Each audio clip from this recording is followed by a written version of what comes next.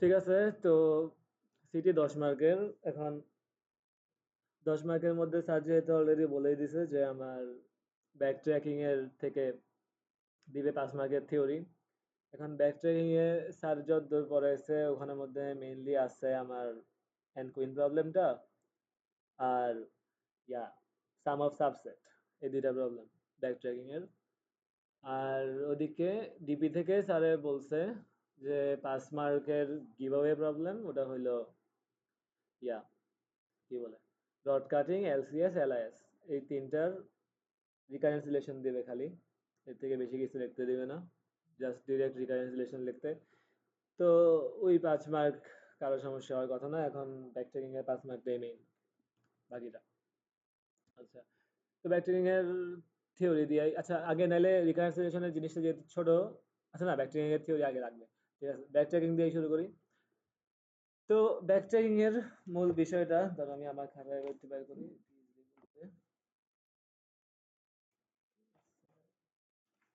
রাফসান, তোর খাতার পিডিএফ করা আছে না? তোর ওটা কাছে এদের আছে? দিছেই, হ্যাঁ। হ্যাঁ, ওই পিডিএফটা ওপেন করে করা তাহলে ভালো হবে। আমার কাছে নাই কাছে। পিডিএফটা টেলিগ্রাম গ্রুপে দেওয়া আছে, ওখান থেকে ডাউনলোড করে আমি দিই, কেউ এটা দেখে না।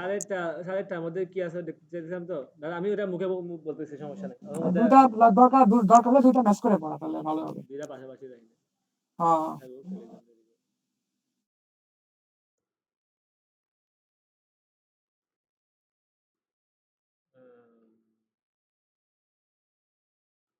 hijack করে। আরে ভাই ভাই ধুর,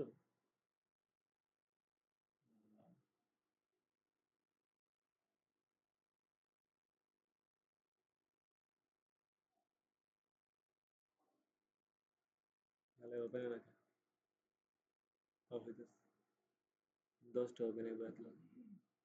আরে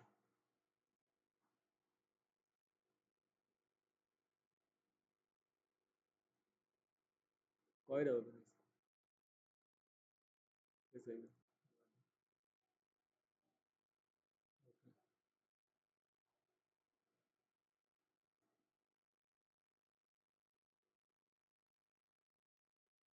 কি রে, এ হালায় এক পেজ স্কিপ করছে। আচ্ছা যাই হোক, এক পেজ এখানে নাই, সেকেন্ড পেজ থেকে শুরু করছে। যাই হোক, আমি ব্যাকট্র্যাকিং এর মেইন থিওরি বলি। ব্যাকট্র্যাকিং হইলো আমার একটা ব্রুট ফোর্স সলিউশন, যেটা আমার অলরেডি ব্রুট ফোর্স মানে হলো আমি সবগুলা পাথ এক্সপ্লোর করতেছি, সবগুলা পাথ এক্সপ্লোর করে ওখান থেকে আমি একবারে লাস্ট স্টেজে একটা কন্ডিশন চেক করে দেখবো যে হ্যাঁ ওইটা যদি স্যাটিসফাই করে তাহলে আমার ওটা সলিউশন, আর যদি না করে তাহলে সলিউশন না, এন্ড চলতে থাকে। তো এখন ব্রুট ফোর্সটারে ইমপ্রুভ করলেই ব্যাক ট্র্যাকিং হয়ে যায়। এখন ইমপ্রুভ করতে আমার লাগবে কিছু ক্রাইটেরিয়া, কন্ডিশন। এই ক্রাইটেরিয়াগুলা আমার ব্রুট ফোর্স ইটসেলফের মধ্যে একটা ক্রাইটেরিয়া থাকে, কিন্তু এই ক্রাইটেরিয়াটা হচ্ছে একবারে ফাইনাল স্টেজে গিয়ে অ্যাপ্লাই করা যায়। এটা এমন না যে আমি মাঝখানে কোনো একটা জায়গায় আমার কন্ডিশন চেক করতে পারবো। ব্রুট ফোর্সের ক্ষেত্রে, ব্রুট ফোর্সের ক্ষেত্রে আমার আনসারের কন্ডিশনটা সবসময় একবারে আমার যে প্রবলেম ওটার একবারে সলিউশনের শেষে গিয়ে, শেষ পর্যায়ে গিয়ে ওটা টেস্ট করা লাগে। কিন্তু ব্যাকট্র্যাকিং এর মধ্যে আমার কনস্ট্যান্ট অ্যাড করার কারণে আমার প্রত্যেকটা স্টেজেই একটা করে কন্ডিশন অ্যাড হয়। এখন ওই কন্ডিশনটা চেক করে আমি চাইলে অনেক পরিমাণ কাজ স্কিপ করতে পারি। যে আমি যদি একটা স্টেজে একটা কন্ডিশন থাকে এমন যে ওই কন্ডিশন স্যাটিসফাই যদি করে তাহলে ওই পরবর্তী স্টেজে মুভ অন করতে পারবে, তাহলে হতে পারে ও একটা ক্যান্ডিডেট সলিউশন, তাহলে ও পরবর্তী স্টেজে গিয়ে পরবর্তী কাজ করবে। কিন্তু ওই স্টেজে যদি গিয়ে দেখে যে না, ও আসলে ও কোনো এই কন্ডিশন স্যাটিসফাই যদি না করে তাহলে ও ক্যান্ডিডেট সলিউশন হওয়ার কাতারেই পড়বে না, তাহলে ও পরবর্তী যে কাজগুলো আছে ওরা আর করবেই না। তো এটার মাধ্যমে ও অনেক পরিমাণ কাজ স্কিপ করতে পারতেছে। স্কিপ করার বিষয়টাই হচ্ছে প্রুনিং। প্রুনিংটা করার মাধ্যমে আমার ব্রুট ফোর্স একটা সলিউশন আচ্ছা রাফসান, এই ব্যাক চেকিং এ নেটে একটু কনভার্ট হবে। প্রবলেম হয়েছিল, আগের একটু রিপিট করতো, আগের থেকে যা বললো। আগের এক্সাম্পল বলতে মানে আগে যেটা বললি ওই বিষয়ে আর কি, নেটে একটু প্রবলেম হ্যাঁ যেটা হয়েছিল। বলতেছি, যেমন প্রুনিং এর আগ থেকে এটা হচ্ছে একটা ব্রুট ফোর্স সলিউশন, যে এটা প্রবলেম কি এটা জানা লাগবে না, কিন্তু মেইনলি হচ্ছে ধর এখানের মধ্যে অনেকগুলো নেস্টেড আছে, নেস্টেড লুপ আছে। যেগুলো প্রত্যেকটা 1 থেকে 6 পর্যন্ত আহ, ধর এখানে অনেকগুলো নেস্টেড লুপ আছে, সবগুলো 1 থেকে 6 পর্যন্ত চলতেছে। এখন সবগুলা লুপের একবারে এন্ডে, মানে যখন আমার ফাইনাল লুপটা শেষ, এরপরে আমি কোনো একটা কন্ডিশন চেক করতেছি। এখন যদি কন্ডিশন স্যাটিসফাই করে তাহলে তো ভালোই, আর যদি স্যাটিসফাই না করে তাহলে এতক্ষণ পর্যন্ত যে কাম করছি ওটা বৃথা, কাজটা চলতে থাকবে, মানে জাস্ট হতে থাকবে আর কি। তো এটা হচ্ছে ব্রুট ফোর্স, কারণ আমি প্রত্যেকটা x1 x2 x3 এমন করতে করতে xn পর্যন্ত প্রত্যেকটার জন্যই 1 থেকে 6 পর্যন্ত, 1 থেকে 6 পর্যন্ত, 1 থেকে 6 পর্যন্ত এমন সবগুলা পাথই এক্সপ্লোর করতেছি। তো এটা হচ্ছে ব্রুট ফোর্স। এখন যদি আমার এমন কোনো একটা কন্ডিশন থাকতো যেটা আমি x1 এর ক্ষেত্রে অ্যাপ্লাই করতে পারতাম, x2 এর ক্ষেত্রে অ্যাপ্লাই করতে পারতাম, x3 এর ক্ষেত্রে পারতাম, এমন যে ধরো x এর আমার মান 1 থেকে 6, এখন আমার x1 x এর x1 এর বর্তমান পজিশনের জন্য একটা কন্ডিশন আছে, এই কন্ডিশন যদি স্যাটিসফাই করে তাহলে হতে পারে যে আমি এই পাথ ধরে আগার একটা সলিউশন পাইতে পারি। এন্ড যদি পাই, যদি এটা স্যাটিসফাই করে তাহলে ধরো আমি x2 তে গেলাম, x2 তে যাওয়ার পরও আবার সিমিলারলি আমার হতে পারে 1 থেকে 6 এর মধ্যে যে কোনো একটার জন্য আমার কন্ডিশন স্যাটিসফাই, যদি এই সেকেন্ড একটা কন্ডিশন আছে ও হচ্ছে স্পেসিফিক টু x2, এই কন্ডিশন স্যাটিসফাই করে, আগেরটা তো করছে দেখি এখানে আসছে, এটাও যদি করে তাহলে আমি পরবর্তী স্টেজে মুভ অন করতে পারবো এন্ড সো অন। যদি কন্ডিশন স্যাটিসফাই না করে তাহলে তো আমার মুভ অন করার কোনো মানে হয় না, কারণ এই স্টেপে যদি ও স্যাটিসফাই না করে তাহলে তো পরবর্তীতে গিয়ে আমি সলিউশন পাবোই না। এই জিনিসটা এই জিনিসটা ইয়ার ক্ষেত্রে হচ্ছিল না, মানে ব্রুট ফোর্সের ক্ষেত্রে হচ্ছিল না। ব্রুট ফোর্সের ক্ষেত্রে আমার হইতে পারে আমি এখানের মধ্যে যে x1 নিছি, এখানেই আমার x1 এর মান মনে করে আমি 1 দিয়ে শুরু করে আগাচ্ছি, তো হইতে পারে এখানে এই ওয়ানটা নেওয়ার কারণে আমার পরবর্তীতে কোনো সলিউশন আসবে না।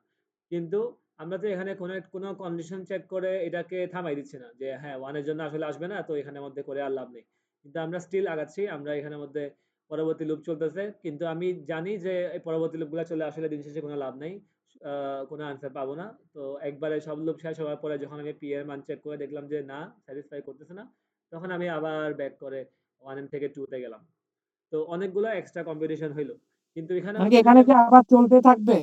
হ্যাঁ হ্যাঁ চলতে থাকবে। উপ- উপ- ব্রুট মানে ফোর্স ধর এমনই, ও পিতে, হচ্ছে সবগুলা পাথই এক্সপ্লোর করবে। মানে পিতে এসে কন্ডিশন ম্যাচ করলো না, হ্যাঁ, এরপরে কি আবার ব্যাক করে আবার ওই এক্সনে চলে যাবে তারপরে এরকম? আবারও এই যে ধরো ধরো x1 এর মান 1, 1 এর জন্য x2 এর কিছু একটা মান, x3 এর কিছু একটা মান, ওগুলোর জন্য p এর মান হুম, পাইলো, p এর মান স্যাটিসফাই করলো না, তখন এখন x1 এর মান এখন 2 হয়ে যাবে, 2 এর জন্য আবারও সেম কাজ রিপিট করবে। তো ওকে, মানে অনেকগুলো এটা কি ইউজলেস। বেস কেসের মতো কাজ করতেছে? বেস কেসের মতো নাকি? ব্রুট ফোর্স এটা কোনো বেস কেস নাই, এটা তো মানে ইয়া আর কি। ধরো আমি চেক করতেছি যে আমার নাম্বার গুলা ইয়া সর্টেড অবস্থায় আছে কিনা। ধরো আমার অনেক কয়েকটা নাম্বার আছে, নাম্বার হচ্ছে 1 থেকে 6 পর্যন্ত, আমি এই কন্ডিশন দিয়ে চেক করতেছি আমার নাম্বার গুলা সর্টেড আছে কিনা। তো এখানে আমি চেক করতেছি কিভাবে, 1 থেকে 6 পর্যন্ত ধরো আমার ইউনিক নাম্বার, তার মানে 1 থেকে 1 2 3 4 5 6 এমনি থাকলে সর্টেড আছে। তাহলে অবশ্যই আমি তো এটা দেখেই বলতে পারবো যে হ্যাঁ আমার x1 এর মান 1 হওয়া লাগবে, x2 এর মান 2 হওয়া লাগবে এন্ড সো অন, এমন করতে করতে x6 এর মান 6 হইলে অর্ডার আছে, কন্ডিশন ট্রু, এটা একটা আনসার। কিন্তু ও যদি এমন করে যে আমার 1 থেকে 6 চলুক, প্রত্যেকটা লুপই 1 থেকে 6 চলুক, একবার লাস্ট লুপে গিয়ে আমি চেক করব যে হ্যাঁ আমার x1 এর মান 1 ছিল কিনা, x2 এর মান 2 ছিল কিনা, x3 এর মান 3 ছিল কিনা এন্ড সো অন, আমি একবার লাস্টে গিয়ে চেক করতেছি। তো যদি আমি x1 এর মান 2 থেকে শুরু করি তাহলে তো আমার ভিতরে এইগুলা যে কাজ করছে এগুলোর তো কোনো মানে নাই, কারণ আমি অলরেডি জানি যে আমার এটার জন্য কোনো সলিউশন আসবে না। তো এগুলা তো বলতে গেলে ইউজলেস হয়েছে। তো এই পার্টটা ব্রুট ফোর্স হওয়ার কারণে ওই সবগুলা পাথই এক্সপ্লোর করছে। কিন্তু ব্যাক ট্র্যাকিং কি করতেছে, ব্যাক ট্র্যাকিং এর ক্ষেত্রে আমি যে এক্সাম্পলটা বলছি ওই সেম এক্সাম্পলের জন্য ও এখানেই চেক করে নিবে যে হ্যাঁ আমার x1 এর মান কি আসলেই 1, যদি 1 হয় তাহলে কন্টিনিউ করতে পারো, যদি 2 হয় তাহলে তো কন্টিনিউ করা লাভ নেই, তুমি আনসার পাবা না। তো যেটা আমার এখানের মধ্যে করতেছিল না, এখানে 2 হইলেও ওই কন্টিনিউ করতেছিল, 3 হইলেও করতেছিল, পরেরটার জন্যও করতেছে। তো এটা একটা ব্যাক ট্র্যাকিং সলিউশন। এখানে ব্যাক ট্র্যাকিংটা হইছে কেমনে, আমরা প্রত্যেকটা স্টেজে একটা কন্ডিশন অ্যাসাইন করার কারণে। তো ব্যাক ট্র্যাকিং জিনিসটা আসলে কি, ব্রুট ফোর্স সলিউশনের সাথে একটা ক্রাইটেরিয়া অ্যাড করে যদি আমি প্রত্যেকটা স্টেজে কোনো একটা ক্রাইটেরিয়ার জন্য প্রিভিয়াস স্টেজে ব্যাক করতে পারি, আহ, কিছু ক্যালকুলেশন স্কিপ করতে পারি, ওটা একটা ব্যাক ট্র্যাকিং সলিউশন। এখন তো এখানের মধ্যে ওই স্যার একটা এক্সাম্পল দিয়ে বলতেছিল, ওইটা আসলে বোঝার দরকার নেই, ওটা কোনো থিওরি আন্ডারে পড়ে না। এখন কনস্ট্যান্টের ব্যাপারটা, যে আমি বলছি যে আমার এখানের মধ্যে একটা কন্ডিশন অ্যাপ্লাই করতেছি। তো এই কন্ডিশনটা আসলে কি, এখন ব্রুট ফোর্সের ক্ষেত্রে কন্ডিশনটা দুই রকমের, যে আমি এই প্রত্যেক স্টেজে একটা একটা করে কন্ডিশন চেক করতেছি, P1 P2 ওরা একটা একটা কন্ডিশন, আবার লাস্টে একবারে যখন আমার সবগুলা লুপ শেষ তখন আমি একটা কন্ডিশন চেক করতেছি যে এখন তো এই কন্ডিশন গুলা আর এই লাস্টের কন্ডিশন এটার মধ্যে পার্থক্য কি? পার্থক্যটা হইলো এই কন্ডিশন স্যাটিসফাই করলে ওর সামনে ও ওই পরবর্তী পাথ এক্সপ্লোর করবে, না হলে এক্সপ্লোর না করে আগের পাথে ব্যাক যাবে। এগুলো হচ্ছে ই পি এর গুলার কাজ। আর সবার লাস্টে যে পি ও যদি স্যাটিসফাই করে তাহলে আমি সো ফার যা যা করে আসছি এটা একটা সলিউশন, এটা একটা আনসার, যে আমার এই প্রবলেমটার জন্য এটা একটা আনসার যে লাস্টের কন্ডিশন স্যাটিসফাই করে। তো মাঝখানে মাঝখানে যে কন্ডিশন গুলা করছি ওগুলাকে বলা হয় বাউন্ডিং ফাংশন। আর একবারে লাস্টে গিয়ে যে কন্ডিশন স্যাটিসফাই করলে আমার আনসার হয়ে যাবে ওইটাকে বলা হয় ক্রাইটেরিয়ন ফাংশন। এই দুইটা ডেফিনিশন অথবা ইয়া হিসেবে কি বলে থিওরিতেও লাগবে। যে ক্রাইটেরিয়ন বা বাউন্ডিং ফাংশন কি আমার প্রুনিং এর জন্য অ্যাকচুয়ালি যেটা লাগতেছে, প্রুনিং জিনিসটা তো এতক্ষণ যেটা বললাম ওইটাই, যে মাঝখানে মাঝখানে প্রত্যেক স্টেপে কন্ডিশন থাকার কারণে কন্ডিশন স্যাটিসফাই যদি না করে তাহলে পূর্বের স্টেজে ব্যাক করে আবারও ক্যালকুলেশন কন্টিনিউ করতে থাকা, এই জিনিসটাকে বলা হয় প্রুনিং। প্রুনিং এর জন্য টেস্ট হচ্ছে আমার bounding function. Bounding function false হইলে তাহলে প্রুন করবে, ট্রু হইলে এক্সপান্ড করবে। এক্সপান্ড করা বলতে বলছে আমি পরবর্তী লিফের মধ্যে যাওয়া আর কি, ট্রিটা বড় হবে। আর যদি ফলস হয় বাউন্ডিং ফাংশন তাহলে ও এর আগের লিফে ব্যাক করে এখন অন্য আরেকটা ব্রাঞ্চ বের করার ট্রাই করবে। তো এই দুইটা এটা পার্থক্য বাউন্ডিং ফাংশন আর ক্রাইটেরিয়ন ফাংশনের মধ্যে। বাউন্ডিং ফাংশন মাঝখানে হয় আর ক্রাইটেরিয়ন ফাংশন সবার লাস্টে গিয়ে হয়।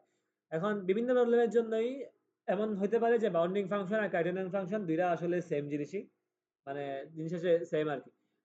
ইয়া কিন্তু জাস্ট যেহেতু আমি আমার প্রসেসের মাঝখানে অ্যাপ্লাই করছি আমি এটার নাম দিতেছি ক্রাইটেরিয়ন, আর এটা যেহেতু সবার লাস্টে অ্যাপ্লাই করছি এটা হচ্ছে বাউন্ডিং। ওটা এন্ড কুইন প্রবলেমে গেলে তখন বুঝতে পারবে বেটার, বাট এটা এই টার্মিনোলজিতে বুঝছো তো গেছে।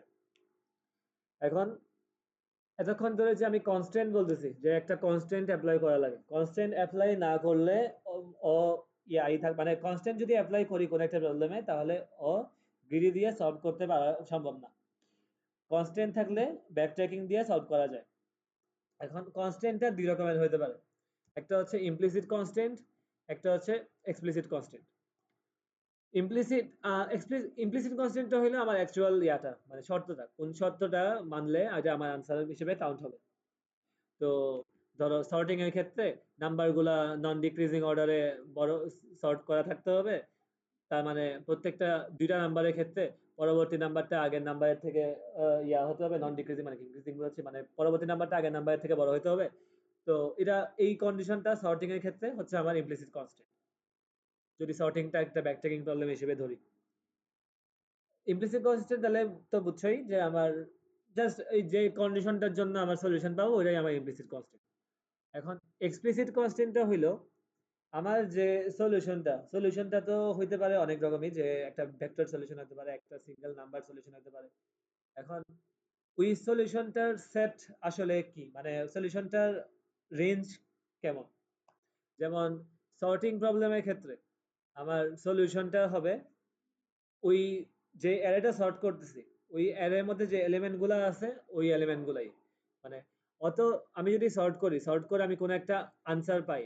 ধরো আমি 1 2 4 5 সর্ট করতেছি, তো এখানের মধ্যে আনসার তো শুরুতে আমি যদি সর্ট আছে কিনা এই ইমপ্লিসিট কনস্ট্যান্ট চেক না করি তাহলে তো আমি এই 1 2 4 5 কে বিভিন্নভাবে সাজাতে পারবো। 1 2 4 5, 1 4 2 5, 1 5 2 4 অনেকভাবে সাজানো যায়, সম্ভব অনেকভাবে। কিন্তু এটাকে কি আমি কি কোনোভাবে এখানের মধ্যে 1 3 2 5 লিখতে পারবো? 3 তো আমি কখনো বলি নাই, আমি তো 3 হঠাৎ করে এখানে বসে দিতে পারবো না। অথবা 1 2 5 7 তো বলতে পারবো না। ওরা মানে এই রেঞ্জে আমি যে এই যে নাম্বারগুলো বললাম 1 2 4 5, এই 1 2 4 5 এর বাইরে কোন নাম্বারকে তো আমি আমার সলিউশনের মধ্যে ইনক্লুড করতে পারতেছি না। আমার সলিউশনটা হবে 1 2 4 5 এরই কোনো একটা কম্বিনেশন। এখন এই কম্বিনেশনটা কোন কম্বিনেশন হবে এটা আমি ইমপ্লিসিট কনস্ট্যান্ট দিয়ে চেক করব। কিন্তু এক্সপ্লিসিট কনস্ট্যান্টটা হলো আমার সলিউশন যেটা অবশ্যই 1 2 4 5 এই নাম্বারগুলোর সমন্বয়ে গঠিত হবে।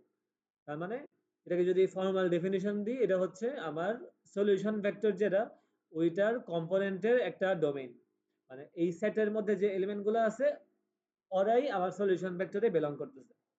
তার মানে এক্সপ্লিসিট কনস্ট্যান্ট ফলো করলে যারা যাদেরকে পাচ্ছি, মানে যেসব ইয়াগুলা পাচ্ছি, ধরো অর্থাৎ সলিউশন না, ওরা হচ্ছে ক্যান্ডিডেট, যে ওরা এখন সলিউশন হতেও পারে নাও হতে পারে। এখন হবে কোন সময়, যদি ওরা ইমপ্লিসিট কনস্ট্যান্টটা ফলো করে। ইমপ্লিসিট কনস্ট্যান্ট ফলো করলে ওরা সলিউশন হিসেবে কাউন্ট হবে, না হলে কাউন্ট হবে না। তো এটা দিয়ে অবশ্যই বুঝতেছি যে আমার ইমপ্লিসিট কনস্ট্যান্টটা আমার এক্সপ্লিসিট কনস্ট্যান্টের একটা সাবসেট। কারণ আমার এক্সপ্লিসিট কনস্ট্যান্ট ফলো করার পরে গিয়ে ইমপ্লিসিট কনস্ট্যান্ট ফলো করা লাগে। তুমি ইমপ্লিসিট কনস্ট্যান্ট আগের থেকে ফলো করে কিন্তু এক্সপ্লিসিট কনস্ট্যান্ট ফলো করে না, এমন করে তো আসলে লাভ নেই। এখন তোমার কাছে অনেকগুলা একটা আনসারের ক্যান্ডিডেট আছে, কিন্তু ওখান থেকে মাত্র কয়েকটা অথবা হতে পারে মাত্র একটাই ইমপ্লিসিট কনস্ট্যান্ট ফলো করে। তার মানে এক্সপ্লিসিট কনস্ট্যান্ট ফলো করে এরকম সলিউশনের সেট অনেক লার্জ, কিন্তু ইমপ্লিসিট কনস্ট্যান্ট ফলো করে এরকমের সেট তুলনামূলক ছোট হবে। তো এখন যদি সুডোকুর প্রবলেমটা দিয়ে আমি এই ইমপ্লিসিট আর এক্সপ্লিসিট কনস্ট্যান্টের ব্যাপারটা একটু ক্লিয়ার করি। সুডোকু এর গেমটা, আগে গেমের রুলটা বলি। রুলটা হলো একটা আমাকে 9x9 এর একটা বক্স দিবে। তো 9x9 বক্সের মধ্যে আমাকে 1 থেকে 9 পর্যন্ত নাম্বারগুলা প্রত্যেকটা সেলের মধ্যে ফিল আপ করা লাগবে। আসলে প্রত্যেকটা সেলে না, অনেকগুলো সেল আগে থেকে ফিল আপ করা থাকে। আমাকে যেগুলো ফিল আপ করা নাই ওখানের মধ্যে 1 থেকে 9 পর্যন্ত নাম্বারগুলো বসাতে হবে নিজের ইচ্ছা মতো। কিন্তু দেখতে হবে 3টা কন্ডিশন। আমার রো এর মধ্যে প্রত্যেকটা রোতে অবশ্যই 1 থেকে 9 পর্যন্ত প্রত্যেকটা নাম্বারই একবার করে থাকতে হবে। কোনো ডুপ্লিকেট থাকতে পারবে না। তো ডুপ্লিকেট যদি থাকতে পারবে না, তাহলে তো একটা কমও থাকতে পারবে না। তো তা তো বুঝছোই। তো যেহেতু আমার 9টাই ঘর আছে, তো 9টা ঘরে 1 থেকে 9 বসাতে হবে। এখন এটা যেকোনো কন্ডিশনে যেকোনো ভাবে বসাতে পারি, কিন্তু 1 থেকে 9 থাকা লাগবে। এটা হচ্ছে রো এর জন্য। এখন প্রত্যেকটা কলামের জন্য সেম কন্ডিশন। প্রত্যেকটা কলামের মধ্যেও আমার 9টা করে সেল আছে, তো প্রত্যেকটা সেলে আমাকে 1 থেকে 9 পর্যন্ত যেকোনো একটা বসায় বসায় যাইতে হবে, যাতে করে আমার এই 9টা সেলে 1 থেকে 9 পর্যন্ত প্রত্যেকটা নাম্বার থাকে। আর থার্ড কন্ডিশন হলো, আমার প্রত্যেকটা বা 9x9 এর যে কিউবটা, প্রত্যেকটা আসলে 3x3 অনেকগুলো কিউব দিয়ে গঠিত।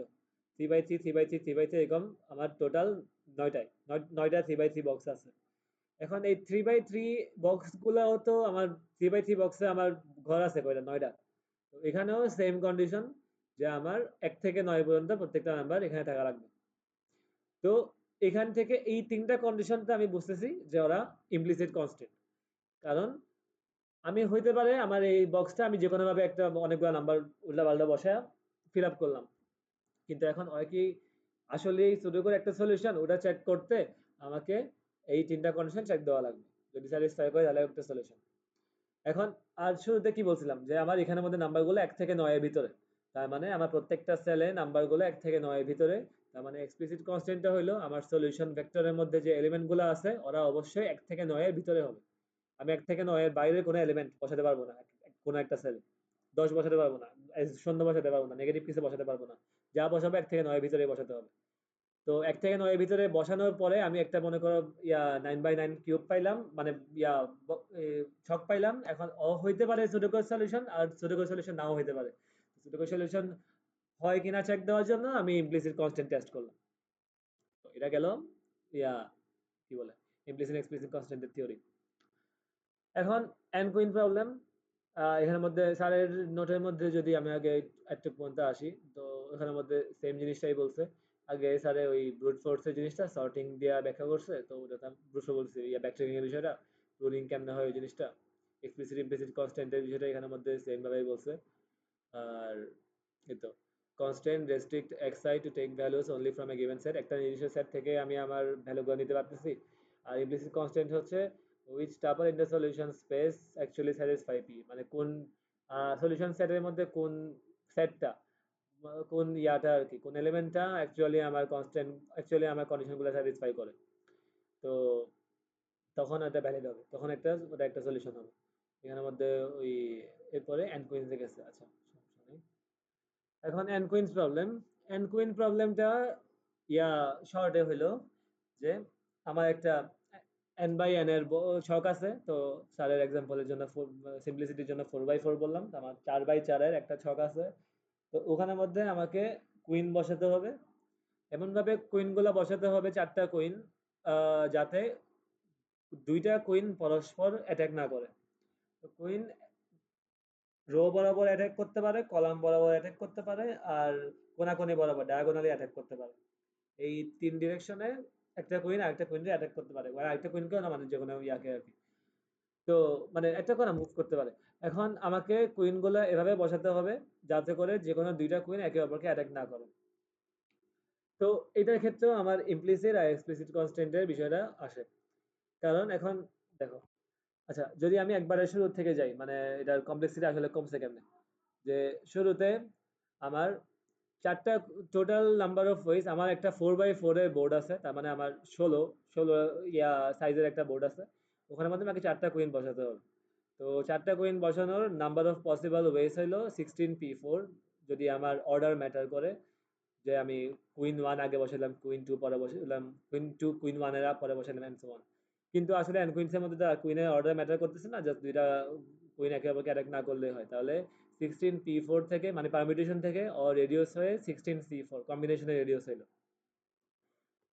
এখন আমার কুইনগুলা লেফট থেকে কি বলে, লেফট টু রাইট মুভ করতে পারে।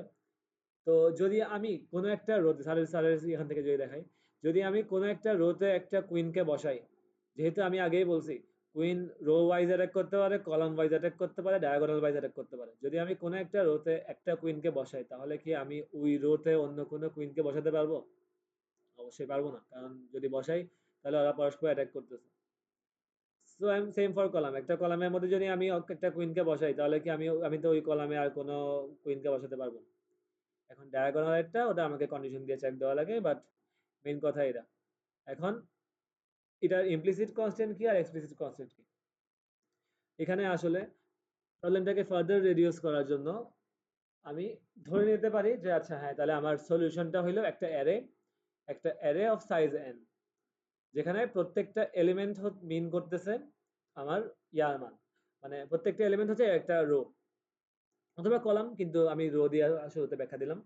যে ধরো আমার যে ভেক্টরটা এন সাইজের ভেক্টর, ওটার প্রথম এলিমেন্টটা মিন করতেছে যে আমি ১ নাম্বার রোতে একটা কুইনকে বসাচ্ছি।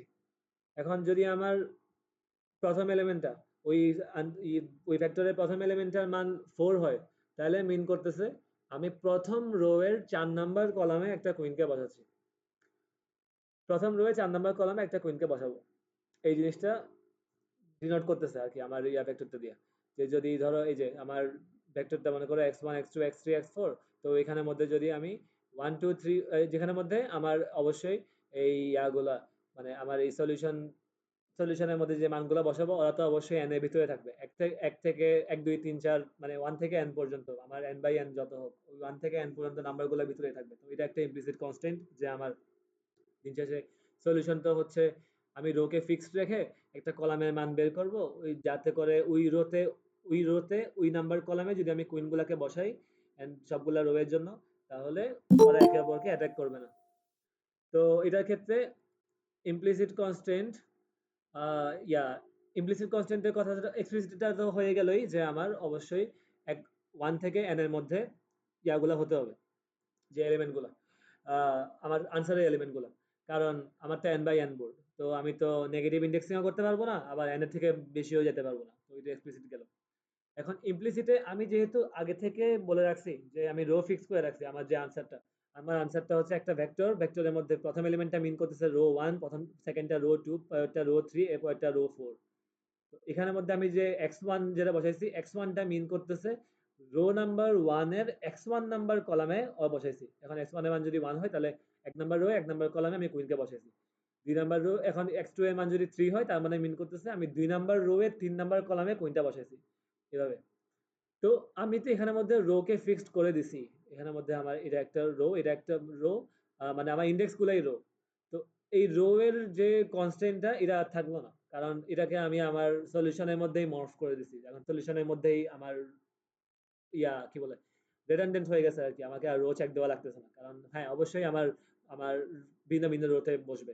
আমি তো আর একটা এলিমেন্টের মধ্যে মানে একটা পজিশনের মধ্যে 2টা নাম্বার ঢুকাইতে পারতেছি না।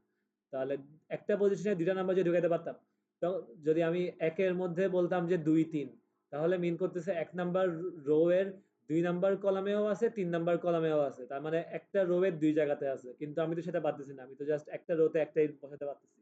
তাহলে এটা দিয়ে আমার রো এর যে কন্ডিশনটা ও অটোমেটিক ফুলফিল করতেছে। তো এখন জাস্ট বাকি আছে কোন দুইটা আমার সেম কলামে দুইটা কুইন, মানে ওই যে একাধিক কুইন থাকতে পারবে না, আর সেম ডায়াগোনালে একাধিক কুইন থাকতে পারবে না। তো এখন আমার আপাতত আমার লাস্টে কমপ্লেক্সিটি বলছিলাম 16C4 ছিল, এখন রেডিউস হয়ে কত হইলো, যে আমার তাহলে এখন আমার এনটা তো এটা ক্ষেত্রে মনে করো চারটা আমার রো আছে, চারটা রোতে আমার প্রত্যেকটার মধ্যে আমি কত বসাতে পারি, 1 থেকে 4-এর মধ্যে যে কাউকে বসাতে পারি। 1 থেকে 4 এখানের মধ্যে হচ্ছে আমার কলাম নাম্বার, তো একের মধ্যে যদি আমি 2 বসাই তার মধ্যে মিন করতেছে 1 নাম্বার রো এর 2 নাম্বার কলামে আমি একটা কুইন বসাচ্ছি। তো প্রত্যেকটার জন্য আমার 4টা করে অপশন আছে, তাহলে 4 4 4 4, তাহলে 4 টু দি পাওয়ার 4 আমার এখন রেডিউস কমপ্লেক্সিটি। কিন্তু এখন ইমপ্লিসিট কনসেপ্টের মধ্যে আমার আরেকটাই আছিল, যে আমার সেম কলামের মধ্যে আহ, দুইটা কুইন, দুইয়ের অধিক মানে একের অধিক কুইন থাকতে পারবে না সেম কলামের মধ্যে। তো আমি যদি এখানের মধ্যে এক দিই, আমি তো এখানের মধ্যে আবার এক দিতে পারবো না, কারণ ও হচ্ছে প্রথম রো, ও হচ্ছে সেকেন্ড রো, কিন্তু ও হচ্ছে প্রথম কলাম, এখানের মধ্যে যে মানটা বসাবো ও হচ্ছে কলাম, যে মানটা বসাবো ও তো কলাম। যদি আমি দুই জায়গাতেই ওয়ান বসে তাহলে কি মিন করতেছে, ফার্স্ট রো এর ফার্স্ট কলামে একটা কুইন আছে, সেকেন্ড রো এর ফার্স্ট কলামে একটা কুইন আছে, তার মানে সেম কলামে দুইটা কুইন আছে, কিন্তু সেম কলামে দুইটা কুইন তো থাকতে পারবে না, আমি তো আগেই বলে দিছি। তাহলে আমি যদি এখানের মধ্যে একটা কাউকে বসাই, তাহলে এইখানের মধ্যে আমি যাকে বসাবো তার কমে গেল, মানে আমি আগে যাকে বসাইছি ওকে আমি এখানে আর বসাতে পারতেছি না। আমি যদি এখানে এক বসায় থাকি তাহলে আমি এখানে আর একে আমার অপশনে নাই, 2 3 4-এর মধ্যে আমি যাকে কাউকে বসাতে পারি। এখানে যদি আমি 3 বসাই তাহলে আমি আর 1 আর 3 এখানে বসাতে পারবো না, 2 আর 4-এর মধ্যে যে কোনো একজনকে বসাতে হবে। তো 4 বসাইলাম, 4 যদি বসাই তাহলে আমার যদি হাতে 2 আছে তো 2 বসাতে হবে। তো প্রত্যেক স্টেজে আমার চয়েস এক করে করে কমতেছে। শুরুতে আমার 4টাই চয়েস ছিল, কিন্তু সেকেন্ডটার ক্ষেত্রে আমার চয়েস এক কমে 3 হলো, তারপর 2 হলো, তারপর 1 হলো। তাহলে 4টার গুণফল 4 ফ্যাক্টোরিয়াল। ফার্দার আমার কমপ্লেক্সিটি কমলো। এটাই হচ্ছে আমার n কুইনের কমপ্লেক্সিটি দিন শেষে। তো n কুইনের কমপ্লেক্সিটি হচ্ছে n ফ্যাক্টোরিয়াল। আর এখানে আমি যে প্রুনিং এর ব্যাপারটা বললাম, প্রুনিং এর ব্যাপারটা এই স্টেজে গিয়ে হবে। আমি এখানের মধ্যে বলে দিছি যে ও সেম রোতে তো থাকবে না, এটা তো অটোমেটিক হইতেছে, আর সেম কলামে থাকবে না, এটা তো আমি এনশিওর করতেছি যা এভাবে যে আমি যেখান থেকে আসছি ও মানে ওই কলামটাকে আমি আগে ইউজ করছি কিনা প্রথমত। যদি আমি ওই কলামটা ইউজ করে থাকি তাহলে তো আমি ফার্দার ট্রি এক্সপান্ড করতে পারবো না, তাহলে আমাকে ব্যাক করা লাগবে। যে আমি এটা এই কলামটা ধরো আমি এখানের মধ্যে 3 ইউজ করছি, না আমি ধরো এক দিয়ে শুরু করি, আচ্ছা আমি এখানে এক ইউজ করলাম, মানে ফার্স্ট আনসার। তো আমি যখন এখানের মধ্যে যাব, আমার এখানের মধ্যে আমার চয়েস 1 থেকে 4-এর মধ্যে যে কেউ।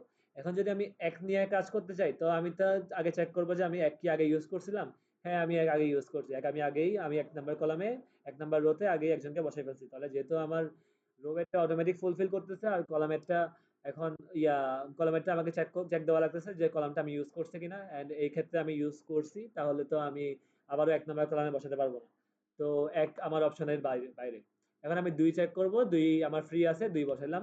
এখানের মধ্যে এখানের মধ্যে 1 2 আমার বাদ, 3 নাম্বারের জন্য চেক করব। এখন জাস্ট এটাই না, হতে পারে যে হ্যাঁ আচ্ছা আমি কলামটা ইউজ করে নেই। তো আবার তো জাস্ট কলাম ইউজ না করলেই তো আর এনাফ না, আমাকে তো এটাও চেক করতে হবে যে ওরা ডায়াগোনালি একে অপরকে অ্যাটাক করতেছে কিনা। তো ডায়াগোনালি যদি ওরা একে অপরকে অ্যাটাক করে তাহলে ওদেরকে বসাতে পারবো না। তো এই যদি বসাতে না পারি তাহলে তো ওই অপশনটা আমার হাতে নাই, আমি পরবর্তী অপশনে গিয়ে দেখবো। আর যদি দেখে বসাতে পারতেছি তাহলে আমি ট্রি এক্সপান্ড করব।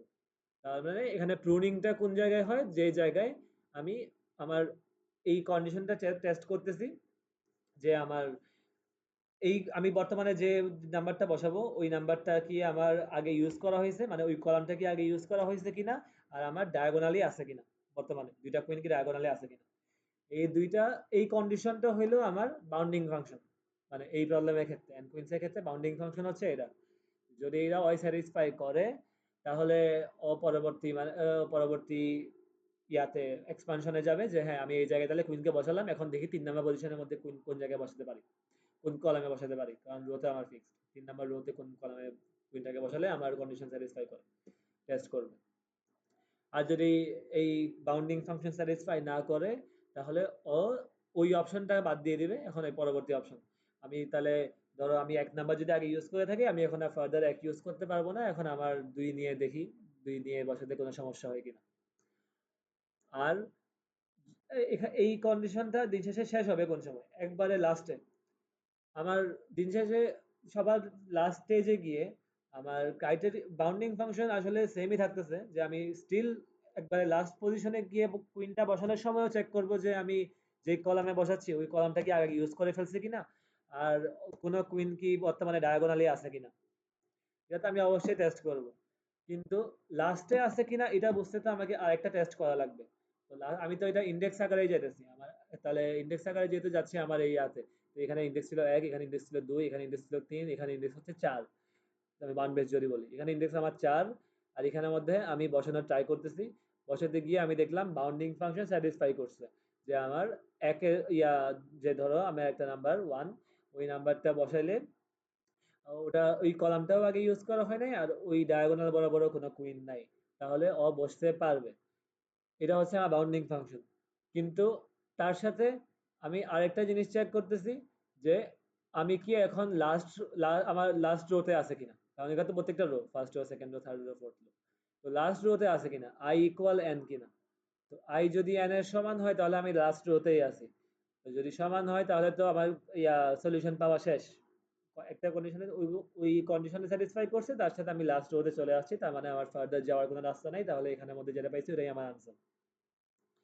তাহলে ওটাই যেহেতু আমার আনসার, এটাই তাহলে এটা একটা সলিউশন। তো সলিউশন যেহেতু, এই কন্ডিশনটা হচ্ছে আমার ক্রাইটেরিয়ন ফাংশন, যে আমি লাস্টে গিয়ে যে আমার চেক করব যে আমার এই বাউন্ডিং ফাংশনটাও চেক করলাম, তার সাথে আমি চেক করলাম যে আমার আই ইকুয়াল এন কিনা, যদি স্যাটিসফাই করে তাহলে হইলো আনসার হিসেবে। আর ওখানে আমার লুপ শেষ। যদি জাস্ট একটা কন্ডিশন মানে একটা পসিবল সলিউশন বের করতে বলে, তাহলে ওখানে আমার কাজ শেষ, ব্রেক করে রিটার্ন করে যা ইচ্ছা করবা।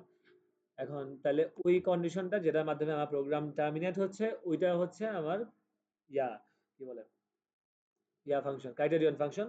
আর যে ফাংশনের মাধ্যমে আমার এক্সপান্ড অথবা প্রুন হচ্ছিল ওটা হচ্ছে বাউন্ডিং ফাংশন।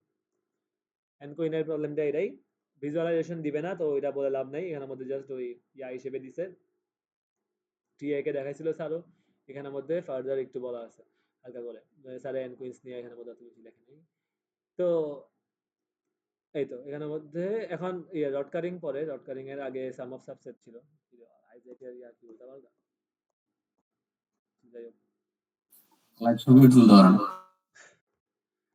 ঠিক আছে এখন সাম অফ সাবসেট। তো আচ্ছা, এন্ড কুইন থেকে প্রবলেম তাহলে কি দিতে পারে, মানে 5 মার্কের থিওরি বলছে, ব্যাক চেকিং থেকে আসলে থিওরি হিসেবে দেওয়ার মতো তেমন জিনিস দেখতেছি না। কিন্তু হতে পারে এমন যে ধরো কি বলে, আসলে এটা ইজি দিবে না, আমি যতই কই এখন 5 মার্কেটটা তাহলে একটু ভাবানোর ট্রাই করবো থিওরি। কিন্তু থিওরি যেহেতু বলছে, থিওরি হিসেবে তো লাগতেছে এই ক্রাইটেরিয়ন ফাংশন, বাউন্ডিং ফাংশন, তারপর ইমপ্লিসিট এক্সপ্লিসিট কনস্ট্যান্ট, এগুলো নিয়েই বলবে। যে ধরো বললো এন কুইনের ক্ষেত্রে ইমপ্লিসিট কনস্ট্যান্ট, এক্সপ্লিসিট কনস্ট্যান্ট কি, আর আমার ইয়াগুলা কি, ক্রাইটেরিয়ন আর বাউন্ডিং ফাংশন গুলা কি কি। কিন্তু আসলে এত স্ট্রেট ফরওয়ার্ড দেওয়ার কথা না, কিন্তু এই তো তোমার থিওরি গুলো জানা থাকলে আহ, ইয়া পারতে বের হওয়ার কথা। আচ্ছা, তো এখানে একটা সমস্যা কিন্তু বানানো যাইতে পারে। হ্যাঁ হ্যাঁ এন কুইনে ধর এন বাই এন নিছি না, স্কোয়ার নিছি। হ্যাঁ হ্যাঁ এখন স্যার যদি বলে স্কোয়ার না আনে, আমি যদি কোনো রেক্টেঙ্গল আকারে নিই, ধর এন গুণ না এন না মানে না, ধর, কথা হইলো আমাকে তো এরকম বলছে, কি যে এক্ষেত্রে যেহেতু, কেমনে কি কন্ডিশন হবে এই সেই দিতে পারে বলে ভাবছি। আচ্ছা হ্যাঁ মানে ওই কি বলে, অ্যাকচুয়াল প্রবলেমটা হালকা মডিফাই করেও দিতে পারে। যে যদি এখন নিজে যেটা কইলো যে ধরো হ্যাঁ আমার এন কুইন প্রবলেমটাই রইলো, কিন্তু আমি আরো কয়েকটা এন বাই এন না হয়ে এখন ধরো এন বাই এম হয়ে গেল। আহ, কিন্তু এটা তো আসলে মেবি একটা প্রবলেমের কাতারে পড়ে, থিওরির কাতারে ওভাবে মেবি পড়ে না। তো দেওয়ার কথা না, কিন্তু চাইলে ভাবতে পারো ওই জিনিসটা। স্যার ক্লাসে বলছিল যে আমি ফার্স্ট ক্লাসে ব্যাক ট্র্যাকিং এর উপর অনেকগুলো থিওরি বলছিলাম, ওখান থেকেই দিব আর এই কি। তো থিওরি তো আমি যেগুলো বললাম ওগুলাই স্যারের তো এগুলাই ফার্স্ট বলছে। ক্লাসে কি এগুলাই বলছিল, এর বাইরে হ্যাঁ নাই হ্যাঁ না? হ্যাঁ, স্যারের ক্রাইটেরিয়ন, বাউন্ডিং ফাংশন আর ইমপ্লিসিট এক্সপ্লিসিট কনস্ট্যান্ট নিয়েই সারাদিন পার করে দিয়েছি। তো তাহলে ঠিক আছে। হ্যাঁ, ফেসবুকে আসলে এন বাই এন, তাই দেখো হ্যাঁ ওটা কথা না। আচ্ছা সমস্যা নেই। এখন নেক্সট হচ্ছে আমার sum of subset. Sum of subset প্রবলেমটা হইলো আমার কতগুলো নাম্বার আছে, এখন আমাকে একটা নাম্বার বানাতে হবে। যে ধরো এখানে যে এক্সাম্পলটা দিছে 11, 13, 24, 7, আমাকে বানাতে হবে 31। এই নাম্বারগুলো ইউজ করে একবার করে করে ইউজ করতে পারবো। তো তো এটা তাহলে আমার সাবসেট কতগুলো হতে পারে? 2 টু দি পাওয়ার 4, চারটা element, 2 to the power 4 subset, MT set, প্রত্যেকটা একটা করে করে, দুইটা করে করে, জোড়ায় জোড়ায়, তিনটা করে করে, আর লাস্টে সবগুলো একসাথে। তাহলে সবগুলো সাবসেটে যখন ভাঙাইলাম তখন দেখলাম যে হ্যাঁ এই 24, 7, 24 আর 7 এই দুটো যোগ করলে আমার 31 হয়। তো আবার এটার ক্ষেত্রে দেখলাম যে 11, 13 আর 7 যোগ করলেও আমার 31 হয়। তাহলে এটার ক্ষেত্রে আমি দুইভাবে আমার 31 বানাতে পারতেছি। তো এমনি বাই ডিফল্ট প্রবলেমটা হইলো আমার জাস্ট একটা সলিউশন রিটার্ন করতে বল, একটা সলিউশন দিলেই হয়েছে। অথবা দৃঢ়ভাবে এখন যদি প্রবলেম ঘোরানো যেতে পারে, ঘোরানো না মানে জাস্ট আমার আনসার কি প্রিন্ট করবো সেটা, যে আমি যে নাম্বারটা চাচ্ছি এটা কতভাবে বানানো যেতে পারে। তাহলে এই এক্সাম্পলের ক্ষেত্রে 31 আমি দুইভাবে বানাতে পারতেছি, তো এটা ক্ষেত্রে আনসার হবে 2। আর আরেকটা হইলো যে আমার যে নাম্বারটা বানাতে বলতেছি ওইটা আমি মিনিমাম কয়টা নাম্বার দিয়ে বানাতে পারবো, তো এটার ক্ষেত্রেও আনসার হবে 2, কারণ 24 আর 7 দিয়ে বানানো যাবে। আর ম্যাক্সিমাম যদি বলে তাহলে এই তিনটায় নাম্বার দিয়ে বানাতে পারবো। এখন এইটার সলিউশন স্পেসটা আসলে কি? সলিউশনটা হইলো আমার প্রত্যেকটা নাম্বারের জন্য আমার nটা নাম্বার আছে, তো প্রত্যেকটা নাম্বারের জন্য আমার চয়েস আছে যে আমি ওই নাম্বারটাকে হয় নিব অথবা ওই নাম্বারটাকে নিব না। নিব না বলতে বোঝাচ্ছি আমি হয় ওটাকে আমার সামের মধ্যে কাউন্ট করব অথবা কাউন্ট করব না। তো 1 আর 0 দিয়ে এটাকে সবচেয়ে ইজি চিন্তা করা যায় যে তাহলে আমার প্রত্যেকটা এলিমেন্টের জন্য আমার আনসার হবে হয় 1 অথবা 0। তো এখন যদি তুমি এখানের মধ্যে সবগুলো 1 দিয়ে রাখো তাহলে অয়ও একটা ক্যান্ডিডেট সলিউশন। তুমি যদি 1 0 1 1 দিয়ে রাখো অয়ও একটা ক্যান্ডিডেট সলিউশন। আবার এখানে 0 0 1 1 দিলেও একটা ক্যান্ডিডেট সলিউশন। কিন্তু ক্যান্ডিডেট হওয়া তো আর এনাফ না, ক্যান্ডিডেট হওয়ার পরে আমাকে তো চেক করা লাগবে ইমপ্লিসিট কনস্ট্যান্ট। ইমপ্লিসিট কনস্ট্যান্ট যদি ফলো করে তাহলেই তো এই অ্যাকচুয়াল সলিউশন হবে। এতক্ষণ যেটা বললাম যে 0 অথবা 1, এটাই আমার এক্সপ্লিসিট কনস্ট্যান্ট, যে আমার কি বলে, হয় আমি ওই নাম্বারটাকে নিব অথবা নিব না। তো আমার সলিউশনের মধ্যে হয় 0 থাকবে অথবা 1 থাকবে। এখন ইমপ্লিসিট কনস্ট্যান্টটা হইলো যে আমার যে নাম্বারগুলো আমি নিছি ওদের যোগফল m এর সমান হতে হবে। ওই জিনিসটা এখানে লেখছে 1 থেকে n পর্যন্ত প্রত্যেকটা নাম্বারের জন্য wi দিয়ে বোঝাচ্ছে এই ওয়েট, মানে প্রত্যেকটা ওয়েট, 11, 13, 24, 7 ওগুলো এক একটা ওয়েট, ইনটু xi এর মান 0 হতে পারে 1 হতে পারে। তো 1 হলে ডিরেক্ট গুণ হয়ে যোগ হচ্ছে, আর 0 হইলে 0 দিয়ে গুণ হলে তো 0ই হয়ে যাচ্ছে, তো তো কাউন্ট হচ্ছে না। তো বেসিক্যালি এখানের মধ্যে যে 1 দিছি ওই এলিমেন্ট গুলারই যোগফল করতেছে আর কি। তো করার পরে যদি এটা ওই m এর সমান হয়, আমার যে নাম্বারটা বানাতে হবে ওই নাম্বারের সমান হয়, তাহলে তো হইলই। আমি আগে যেটা বলছিলাম 0011, তো 00 মানে কি, আমি 11 নি নাই 13 নি নাই। তো আমি যদি এখানে এটার ভাষায় বলি 11 into 0 0, 0 into 13 0, 24 into 1 24, plus 7 into 1 7, 24 plus 7 31, 31 সমান হয়েছে। তাহলে ও ইমপ্লিসিট কনস্ট্যান্ট ফলো করলো। কিন্তু আমি মাঝখানে যেটা আরেকটা বলছিলাম 10 কি বলে 1101, না 1101 তো করে 1011, তো 11 প্লাস 24 প্লাস 7, 13 নি নাই, তো যোগ করলে 31 হবে না। তো ওইটার ক্ষেত্রে ইমপ্লিসিট কনস্ট্যান্ট ফলো করে না। এটা হলো আমার প্রবলেমটা। প্রবলেম ডেফিনিশন দিতে বললে ডেফিনিশন হচ্ছে এটা, আর এখানের মধ্যে ইমপ্লিসিট এক্সপ্লিসিট কনস্ট্যান্ট তাহলে যদি হচ্ছে বলে। 1101 এটা হচ্ছে এক্সপ্লিসিট, তাই না? হ্যাঁ হ্যাঁ যেটা লাস্টে বললি এটা হচ্ছে এক্সপ্লিসিট কনস্ট্যান্ট, যেটা বললে আর কি লাস্টে। হ্যাঁ হ্যাঁ হ্যাঁ ওইটা ইমপ্লিসিট কনস্ট্যান্টটা হলো আমার সবগুলার, মানে যে এলিমেন্ট গুলো আমি নিচ্ছি ওদের যোগফল আমার ওই যে ডিজায়ার্ড নাম্বার ওটা হতে হবে। আর ইমপ্লিসিট কনস্ট্যান্ট। আর এক্সপ্লিসিট হইলো আমি 0 অথবা 1, 0 1 0 1 এই দুটাই হচ্ছে আমার আর কি আনসার হতে পারে। যে হয় আমি এই নাম্বার থেকে নিব অথবা নাম্বার থেকে নিব না। 0 দিয়ে বলছি নিচ্ছি না, 1 দিয়ে বলছি নিচ্ছি। এখন আমি এখানে 2 3 4 বছরে তো আর কোনো ভ্যালিড কিছু মিন করবে না। তো এই তো। এখন তাইলে এটা প্রবলেমটাকে সুন্দরভাবে ডিফাইন যদি করি, আমার একটা সেট আছে W, আর একটা M আছে ডিজায়ার্ড অ্যামাউন্ট।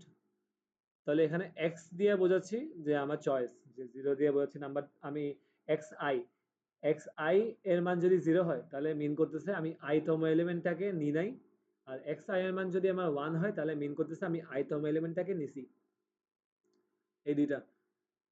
এখন তাহলে আমার যতগুলা নাম্বার আছে আমার x ও ততগুলাই, প্রত্যেকটা নাম্বারের জন্য আমার চয়েস আছে যে আমি নিব অথবা নিব না।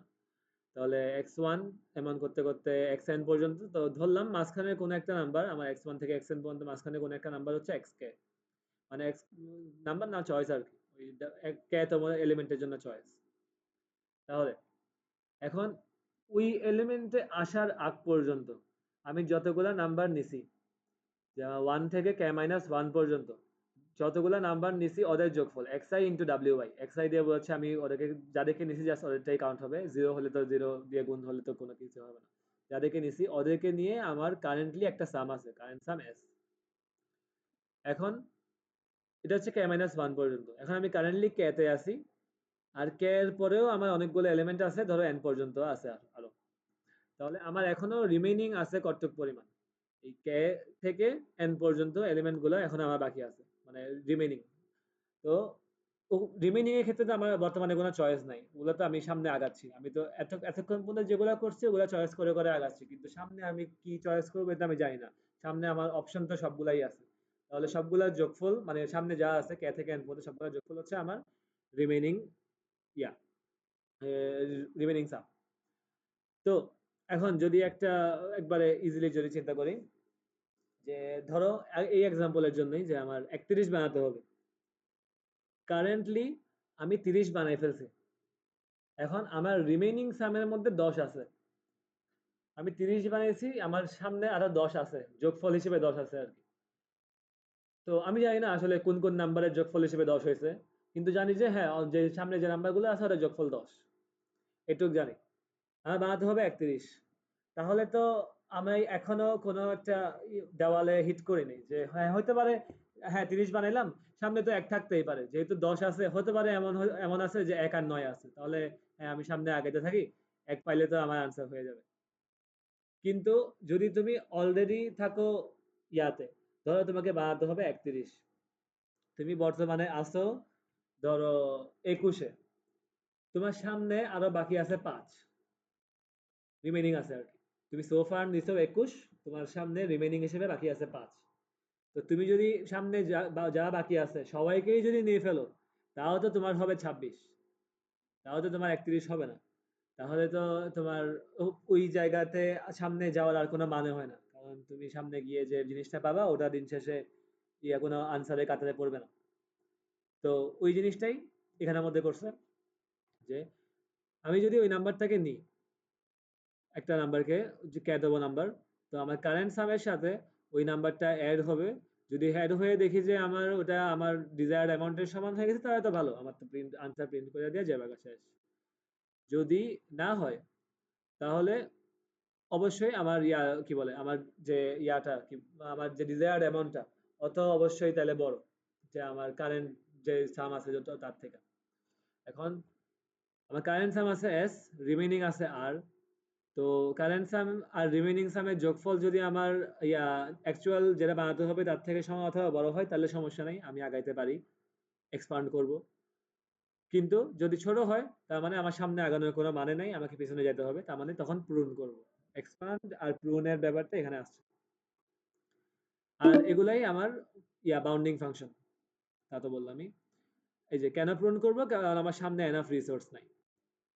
এখন এই প্রবলেমের সিম্পলিসিটির জন্য এজিউম করতেছি যে আমার সবগুলা যে নাম্বারগুলো আছে, মানে আমার যে সবগুলা ওয়েট আছে, সবগুলা ওয়েট সর্টেড আছে। তো এটা যদি সর্টেড হতো তাহলে হয়তো 7, 11, 13, 24 এভাবে মনে করো আছে। তো ধরো আমি একটা এলিমেন্ট কে কনসিডার করতেছি, যে আমার কারেন্টলি সাম আছে এস, আমি একটা এলিমেন্টকে নিব। আচ্ছা এটার জন্য যদি আমি বলি যে কারেন্টলি ধরো আমার কাছে আছে কত ধরতে পারি, আমার মনে করো 31 বানাতে হবে, তাহলে ইয়া ধরো আমার কারেন্টলি 30 আছে, 30 না 29 আছে, ধরো 29 আছে ধরলাম। এখন ধরলাম আমার সবগুলা সর্ট করা আছে, আসলে ওরা মেক সেন্স করতেছে না, বাট জাস্ট বলি আমার বর্তমানে 29 আছে আর সবগুলা নাম্বার সর্ট করা আছে, পরবর্তী নাম্বার আছে। এখন আমি কারেন্টলি আছি আমার ডাব্লিউ কে তে। এখন আমি কারেন্টলি মনে করে আছি 5-এ, মানে যে নাম্বারটা আছে হচ্ছে 5। তো আমি যদি 5-কে নিই, তাহলে তো ও অবশ্যই আমার ইয়ার থেকে 29 প্লাস 5 31-এর থেকে বড় হয়ে যাবে, তাহলে তো আমি 5-কে নিতে পারবো না। কিন্তু আমার রিমেইনিং এখনো মনে করো অনেক আছে, মানে আমার রিমেইনিং এখনো 20 আছে। আমি কারেন্টলি আছি 29-এ, আমার রিমেইনিং এখনো 20 আছে। তো আমি বলতেছি আচ্ছা ঠিক আছে, তাহলে সামনে আগে দেখতে পারি। কিন্তু এটাও বললাম যে আমি কারেন্টলি 5-এ আছি, 5-কে আমি নিতে পারতেছি না, কারণ 5-কে নিলে 29 প্লাস 5 আমার হয়ে যাবে 34, যেটাও আমার 31-এর থেকে বড়। তো 5-কে আমি নিতে পারবো না। আর আমি এটাও বলছি যে আমার নাম্বারগুলা ইনক্রিজিং অর্ডারে সর্ট করা আছে, ছোট থেকে বড় অর্ডারে।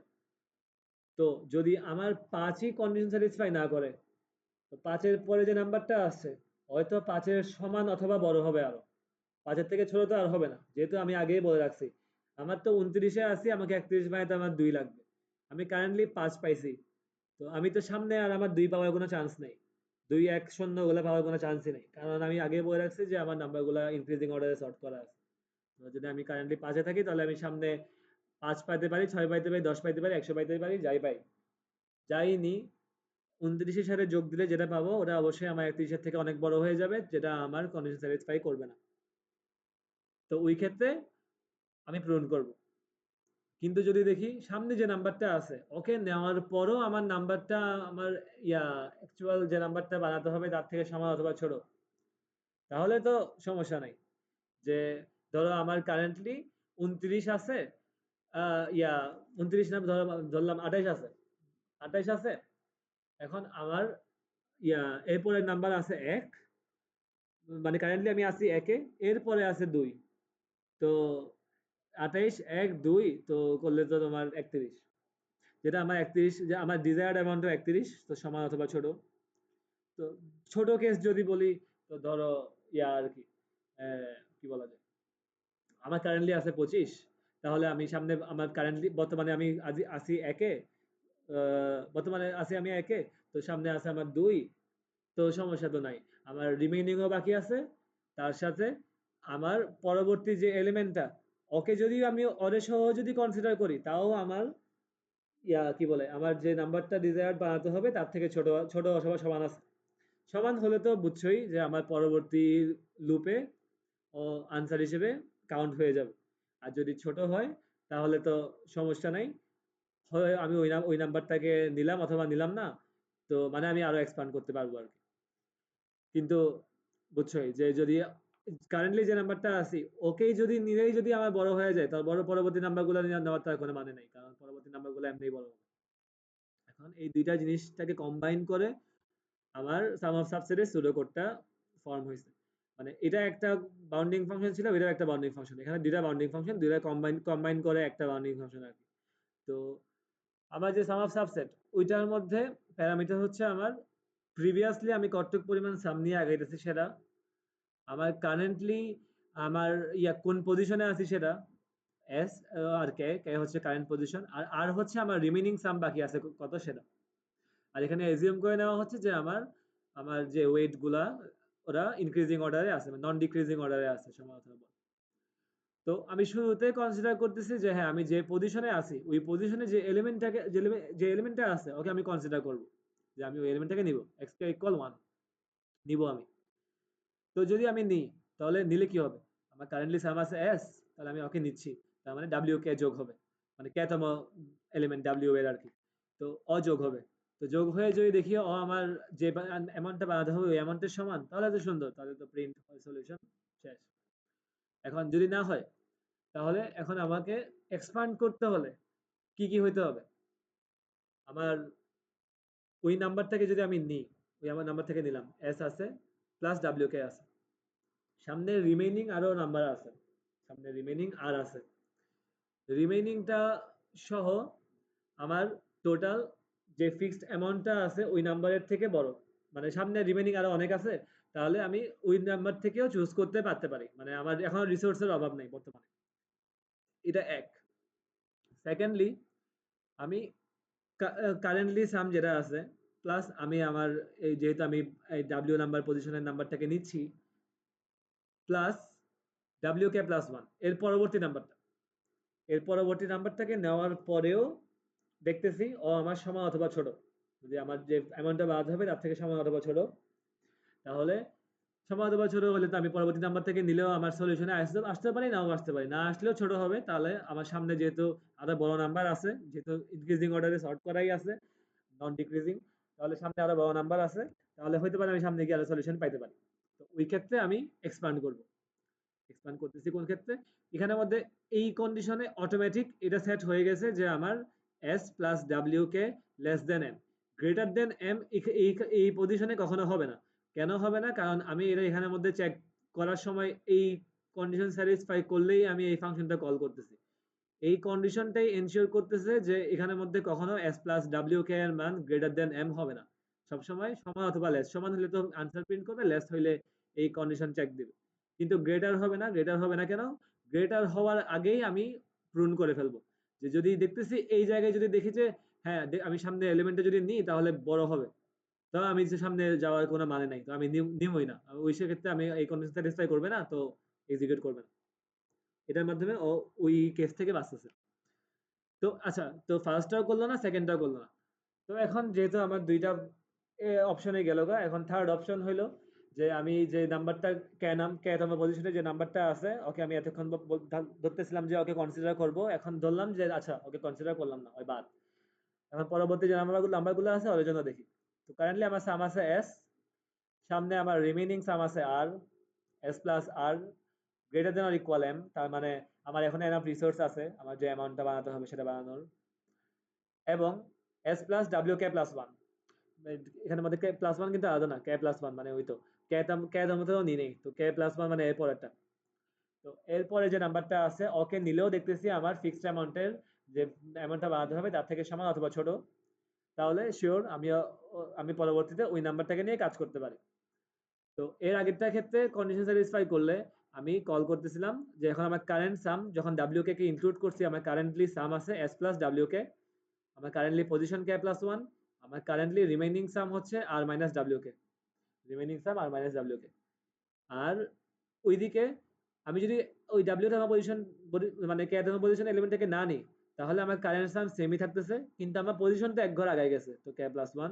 আর পজিশন যেহেতু এক ঘর আগায় গেছে তাহলে তো আমার রিমেইনিং সামও তো কমছে এই দিন শেষে, রিমেইনিং সামও ডাব্লিউ কে বাদ গেছে। তো এই তো এখন এটাও স্যাটিসফাই করে নাই, এটাও স্যাটিসফাই করে নাই, তাহলে কি করবে? অত রিটার্ন করবে। তো রিটার্ন করাটাই তো প্রুনিং।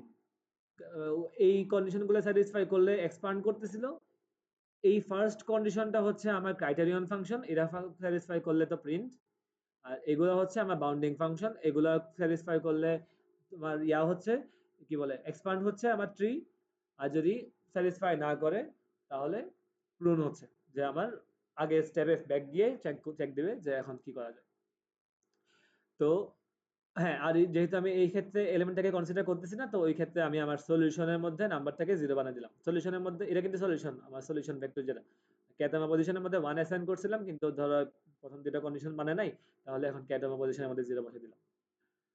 এখন আর আমি ফাংশনটা তাহলে কল করবো কেমনে? আমার যখন শুরুতে একবারে শুরুতে তো আমার কারেন্টলি কোনো সাম হাতে নেই, তো কারেন্টলি আমার সাম 0, আমি শুরু করবো আমার 1 নাম্বার পজিশন থেকে, তো 1। আর আমার রিমেইনিং সাম আমার বর্তমানে পুরা অ্যারেটাই রিমেইনিং, তো সব পুরা সামটাই আমার রিমেইনিং সাম। এটা যদি আমি কল করি এই ফাংশনের মধ্যে তাহলে আমি আমার আনসার পেয়ে যাব। এখন এই জিনিসটাকে এখানের মধ্যে ট্রি আকারে দেখাইছে একটা এক্সাম্পলের জন্য, তো এটা দেখলেই বুঝবা, এটা এক্সট্রা করে বলার দরকার নেই, কিন্তু থিওরি একটু কি। তো এটা ক্ষেত্রেও প্রবলেম মানে 5 মার্কের থিওরি হিসেবে দেওয়ার মতো হইলো আমার সাম অফ সাবসেট প্রবলেমের মধ্যে ক্রাইটেরিয়ন ফাংশন কি, বাউন্ডিং ফাংশন কি, ইমপ্লিসিট আর এক্সপ্লিসিট কনস্ট্যান্ট গুলা কি কি, আর এই ক্ষেত্রে ইয়া কি কয় এক্সপান্ড আর প্রুনিংটা কাজ করতেছে কিভাবে। তো এটা হালকা ব্যাখ্যা হিসেবে অথবা থিওরি হিসেবে দিতে পারে। প্রবলেম ডেফিনেশনও দিতে পারে। প্রবলেম ডেফিনেশন তো বললামই যে হ্যাঁ আমার এই ডেফিনেশনটা আর কি, যে নাম্বার আমাকে বানাতে হবে এটা ইমপ্লিসিট এক্সপ্লিসিট কনস্ট্যান্ট ফ্লো। তো এই তো এগুলাই হচ্ছে আমার ইয়া আচ্ছা, থেকে। এখানে লাস্টের ওইটা কি প্রুনিং ফাংশন, তাই না? এই যেটা লাস্টে বললি, ওই যে SOS 01 সাবমিশন অফ, ওই যে লাস্টের লাইনটা। এটা না, হ্যাঁ এটা হ্যাঁ, তো ওটা এটা প্রুনিং। এটা হচ্ছে আমি একবারে ফাংশন কল করতেছি আর কি। এটা মনে করো ফাংশন আমার ডিফাইন করা আছে, এখন আমি এই ফাংশনে যদি কল করি তাহলে আমার আনসার চলে আসবে আর কি। মানে প্রিন্ট যেখানে করছে ওটা তো আছে ক্রাইটেরিয়ন ফাংশন, এর পরের গুলা বাউন্ডিং ফাংশন, তাই না? এগুলো এটা হচ্ছে ক্রাইটেরিয়ন ফাংশন, হ্যাঁ এগুলা হ্যাঁ, পরের বাউন্ডিং গুলা function. Bounding. Bounding function satisfy করলে এক্সপান্ড হচ্ছে, স্যাটিসফাই যদি নাই করে তাহলে পূরণ করবে। এইটা কিন্তু এই কোডের অন্তর্ভুক্ত না, এটা বাইরে। এটা হচ্ছে আমার মেইন প্রোগ্রামে মনে করো আমি এটা লিখছি, মেইন প্রোগ্রামের মধ্যে যদি আমি এসওএস 0 বলতে আমার কারেন্টলি কোনো সাম নাই, 1 বলতে আমি কারেন্টলি 1 নম্বর পজিশন থেকে শুরু করতেছি, আর আমার এটা বলতে আমার রিমেইনিং সাম সবগুলা ওয়েটের যোগফল। মানে তো এখানে আলাদা করে প্রুনিং ফাংশন ডিক্লেয়ার করা না লাগছে না না। এখানে আলাদা কোনো প্রুনিং ফাংশন নাই, প্রুনিং তো কোনো ফাংশন হয় না। আমার যদি বাউন্ডিং ফাংশন স্যাটিসফাই করে তাহলে এক্সপান্ড করে, স্যাটিসফাই না করলে প্রুন করে। প্রুন জিনিসটা তো হইলো আগের স্টেজে ব্যাক করা। তাহলে যদি এই কন্ডিশনগুলো স্যাটিসফাই না করে তাহলে তো আমার ফাংশন নর্মালি কি করে, রিটার্ন করে না। তো রিটার্ন করাটাই তো প্রুনিং, রিটার্ন করাটাই মেনলি এখানে প্রুনিং। আর এখানে নতুন ফাংশন কল করা হচ্ছে এক্সপানশন। কোনো ফাংশন কল না করা তার মানে রিটার্ন করা, রিটার্ন করা মানে প্রুনিং। এখানে আমি চাইলে রিটার্ন লিখতে পারতাম, কিন্তু এখানে আসলে রিটার্ন করা কিছু নাই, হয়তো জাস্ট দিন শেষে আমার এই ভেক্টর যেটা আমার n সাইজের ভেক্টর যেটার মধ্যে 0 অথবা 1 থাকতে পারে, ওইটাই জাস্ট প্রত্যেক স্টেজে মডিফাই হইতেছে, এটাই। তো এটাই হচ্ছে আমার ব্যাকট্র্যাকিং এর থিওরি। 5 মার্কের এখান থেকে কিছু একটা দিবে যে এখন দুইটা প্রবলেম ভালো মতো বুঝলে ইমপ্লিসিট ইমপ্লিসিট এক্সপ্লিসিট আর বাউন্ডিং আর ক্রাইটেরিয়ন ফাংশনের থিওরি ক্লিয়ার থাকলে সমস্যা হওয়ার কথা না। আর এখন ওইদিকে ডিপি থেকে বলছে যে রড কাটিং, এলসিএস, এলআইএস এই তিনটা থেকে দিবে। আচ্ছা আগে একটু স্যারের এখানের মধ্যে এক্সট্রা কিছু আছে কিনা দেখে যাই। যে সাম অফ সাবসেট এখানের মধ্যে একটা কোয়েশ্চেন লিখছে যে the solution space exist of 2 to the power n distinct tuples in both formations. Formulations. হ্যাঁ, তো এটা দিয়ে কি বুঝাইলো যে আমার তাহলে সলিউশন স্পেস তো আমার হচ্ছে সেটটা, কারণ আমার তাহলে আমার টোটাল সাবসেট কয়টা হতে পারে, আমার যে নাম্বারগুলো দিচ্ছে এটা দিন শেষে সাম অফ সাবসেট। সাম সাবসেটটা আমার আছে 2 to the power n টা, 2 to the power n টার মধ্যে থেকে যে কোনো কয়েকটাই হইতে পারে আমার অ্যাকচুয়াল সলিউশন। তো ওইটাই এখানে বলতে বলছে যে আমার solution space 2 to the power n টা ডিস্টিংক্ট টাপলের মধ্যে করে। ইন বোথ ফরমেশন, এখানের মধ্যে বোথ ফরমেশন দিয়ে কি বুঝাইলে এখানের মধ্যে কি দুইটা আনসার দিয়েছে, টু সেম না, কাউন্ট সাবসেট, এটা সাবসেট কাউন্টার। সলিউশন স্পেস মানে ট্রি সিস্টেম্যাটিক্যালি সার্চ, ওগুলো তো কিছু না, তা তো বললামই। ট্রি একে দেখাইছে। নোড হচ্ছে আমার প্রবলেম স্টেট, স্টেট স্পেস হচ্ছে all paths from root to other node, solution state হচ্ছে problem state S for which path defines a tuple in the solution space, solution state. আর solution space all paths from root to leaf node, সব মানে যতগুলোর ক্ষেত্রে solution পাওয়া যাচ্ছে ওগুলা সবগুলা নিয়ে একটা সলিউশন স্পেস। এরপর answer state, solution state S which satisfies implicit constant, মানে ওই তো এখন ও ইমপ্লিসিট কনস্ট্যান্টটা ফলো করতেছে, তার মানে ও ক্রাইটেরিয়ন ফাংশন ফলো করতেছে মেইনলি। আর state space tree, tree organisation of solution space, মানে ওটাকে যদি একটা ট্রি আকারে দেখাই যে সলিউশনটা কেমনে আসতেছে। Static tree, dynamic tree, static tree হলো এটা, আর ডাইনামিক ট্রি হলো আমার দুই রকম ট্রি পসিবল, স্ট্যাটিকের ক্ষেত্রে একরকম ট্রি পসিবল, ডাইনামিকের দুই রকম ট্রি পসিবল। এর মধ্যে কি কতগুলো স্টেপ লেখছে, generate the state space tree, how the problem will be represented in terms of states and transitions, systematically generate the problem states। এরপর যেটা মিটিং এন্ড হয়ে যাচ্ছে। মিটিং এন্ড হবে, হুম, কয় নতুন মিনিট একটা কয় দিন মিনিট যেটা হলে শেষ, আর মানে 30 সেকেন্ডও নাই। ও আচ্ছা, তাই যাও আমি একটা লিঙ্ক দিই। আচ্ছা এক্সটেন্ড, ধরো এক্সটেন্ড দিলে হবে না, বুঝছি। ওকে, আরেকটা বানাই।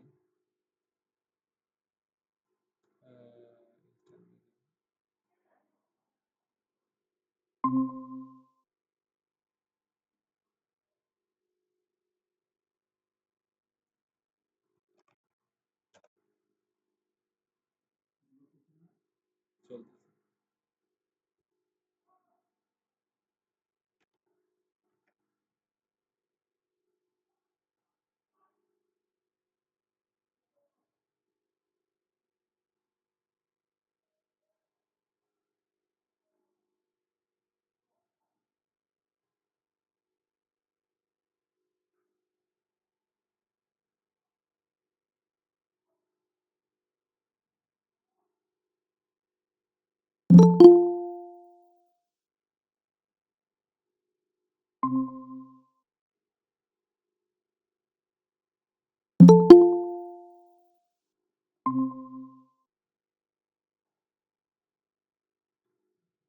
সাজিদ তো জামালি স্যারের আজকে স্পট টেস্টে আইডিয়া দিয়ে দিছে রে, এখন তো স্যারের স্পট টেস্ট নিব।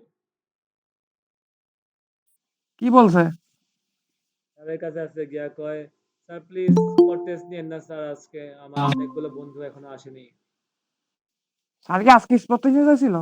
না না, স্যার ক্লাসে আসার পরপরই সাজিদে গিয়ে স্যারকে রিকোয়েস্ট করা শুরু করলো যে স্যার প্লিজ স্পট টেস্টটা আজকে নিয়েন না যদি আপনি নেওয়ার প্ল্যান করে থাকেন।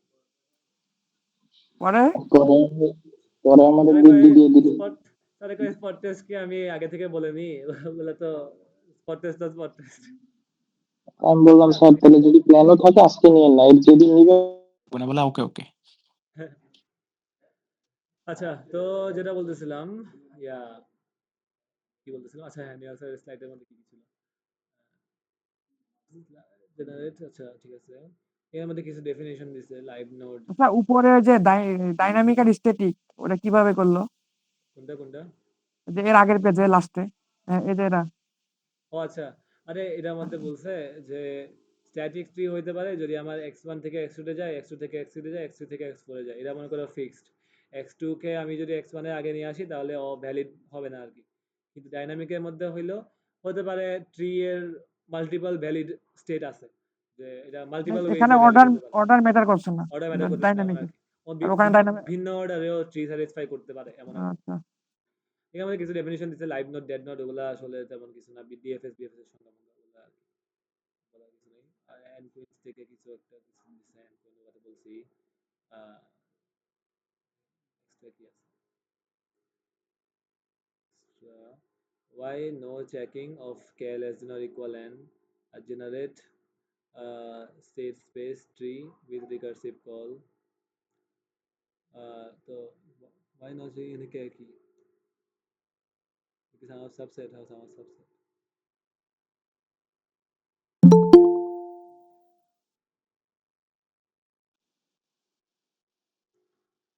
ওকে, কেন চেক করব না যে আমার k এর মান less than or equal n কিনা?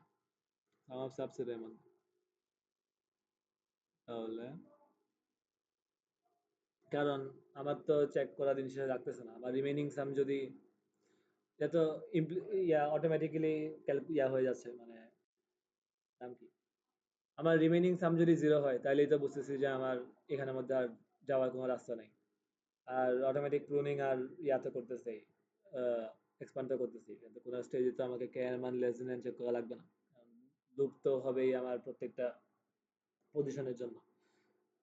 তো আচ্ছা যেটা রাফসান, দিছে, হ্যাঁ বলো বলো। সাম অফ সাবসেটস কি সিটির সিলেবাসের আন্ডারে পড়ে? হ্যাঁ পরে ব্যাকট্র্যাকিং এর মধ্যে আর কি। এখন ওই যে নিঝুম যেটা বলছে সেটা এরকম বলছে না যে ওই প্রথম কোশ্চেন থাকবে তো শুধু রিকারেন্স রিলেশন, ওই হ্যাঁ তিনটা রিকারেন্স রিলেশন পড়লেই হইতেছে। হ্যাঁ হ্যাঁ, আর ব্যাক ট্র্যাকিং থেকে যে থিওরি, এখন ব্যাক ট্র্যাকিং এর মধ্যে কি ডিপিও আসতে পারে নাকি শুধু ব্যাক না ট্র্যাকিং এর থিওরি ব্যাকট্র্যাকিং এর থেকেই মধ্যে question? শুধু আমার এনকুইন আর সাম অফ সাবসেট। ও আচ্ছা, এখন এগুলার মানে পুরো ইন্টায়ার মানে থিওরি থেকে করে যে কোনো জায়গা থেকে প্রশ্ন আসতে পারে, যে ব্যাপারটা কোনো জায়গা এরকম? থেকে আসতে পারে, হ্যাঁ। স্যারের ও ইয়া মানে স্যারের শীতের মধ্যে কয়েকটা ছোটখাটো প্রশ্ন দেওয়া আছে, যে এনকুইনের ক্ষেত্রে মেবি কি জানি দিছিল, এনকুইন না, সাম অফ সাবসেটের মধ্যে একটা দিছে যে আমার আমি যে কেতম ইন্ডেক্স প্রত্যেকবারে যাই, ওই কেতম ইন্ডেক্সটা আমার এন এর সমান বা ছোট কিনা এটা আমার চেক করা লাগে না কেন? কারণ চেক করা লাগে না কারণ এটা আমার তো রিমেইনিং সামের আচ্ছা উপর আচ্ছা, বেসিসেই কাজ করতেছে, তো এটা। স্যারের এই শিটটা কি টেলিগ্রামে দেওয়া আছে? হ্যাঁ ওটা টেলিগ্রামে না, মানে ইয়াতে দেওয়া আর কি, ড্রাইভে দেওয়া আর কি। টেলিগ্রামে ও মেবি দিছে, আচ্ছা নিজুম জানি না। আচ্ছা মানে আচ্ছা, ঠিক আছে। আমি জেনারেট, আপ দিয়ে দিচ্ছি তো। হ্যাঁ তাহলে দিছে, generate state space tree from recursive call, তো ওই তো আমার রিকার্সিভ ট্রি আঁকতে বলছে, তো ওটা আঁকতে দিবে না। এখন স্যার যদি ডিস করে সিটিতে, নিহাল স্যার যদি ডিস করে তাইলে আর কি করবো? স্যার তো এমনি বলে বেড়াচ্ছে যে আমি নাকি প্রশ্ন বলে দিই তোমরা বলছো। হ্যাঁ এখন তোমরা যদি এই পোলাপান জন্য এগুলা, মারা দিতে চাই। তোমরা পোলাপান এগুলা ভাইদের কাছে ফ্লেক্স নিবা, তাহলে তো হবেই। ভাই জানেন ভাই আমার সব জিনিস স্যার বলে দেয়, যা বলে দেয় তাই আসে। আরে এখানে সমস্যা করছে কি আসলে, এই যে 21 ব্যাচের সাথে কথা বলা হয়, ধর 21 ব্যাচের সাথে জানিস 21 ব্যাচ 20 ব্যাচকে বলছে বা ভাইদের সামনে বলছে এরকম যে ভাই এরকম শুনলাম এরকম, এটাই ওইখান থেকে ভাইরা জানে, নাইলে তো কেউ তো আর ডিরেক্টলি মানে জানবে কেমনে, জানার সোর্স এটাই তো হচ্ছে কথা, গিয়ে মানে ছড়ায় আর কি কথাটা। এই একদম 21 ব্যাচ হয়ে তারপর যায়, এটাই আর কি। পুরো চেইন অফ কমান্ড মেনটেন করে একদম বহু যেটা বলছি ওই রকম। আচ্ছা, এখন পরের যে তিনটা, রড কাটিং, এলআইএস আর এলসিএস, এরা আসলে যেমন ডিটেলসে বলা কিছু নাই কারণ দিন শেষে রিকারেন্স রিলেশন দিবে।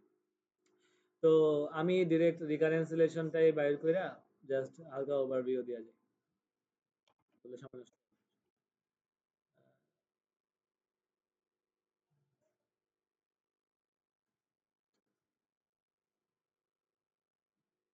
আচ্ছা, তো ডট কাটিং প্রবলেমটা যদি আমি হালকা আগে একটু ওভারভিউ দিই, ডট কাটিং প্রবলেমটা আসলে কি?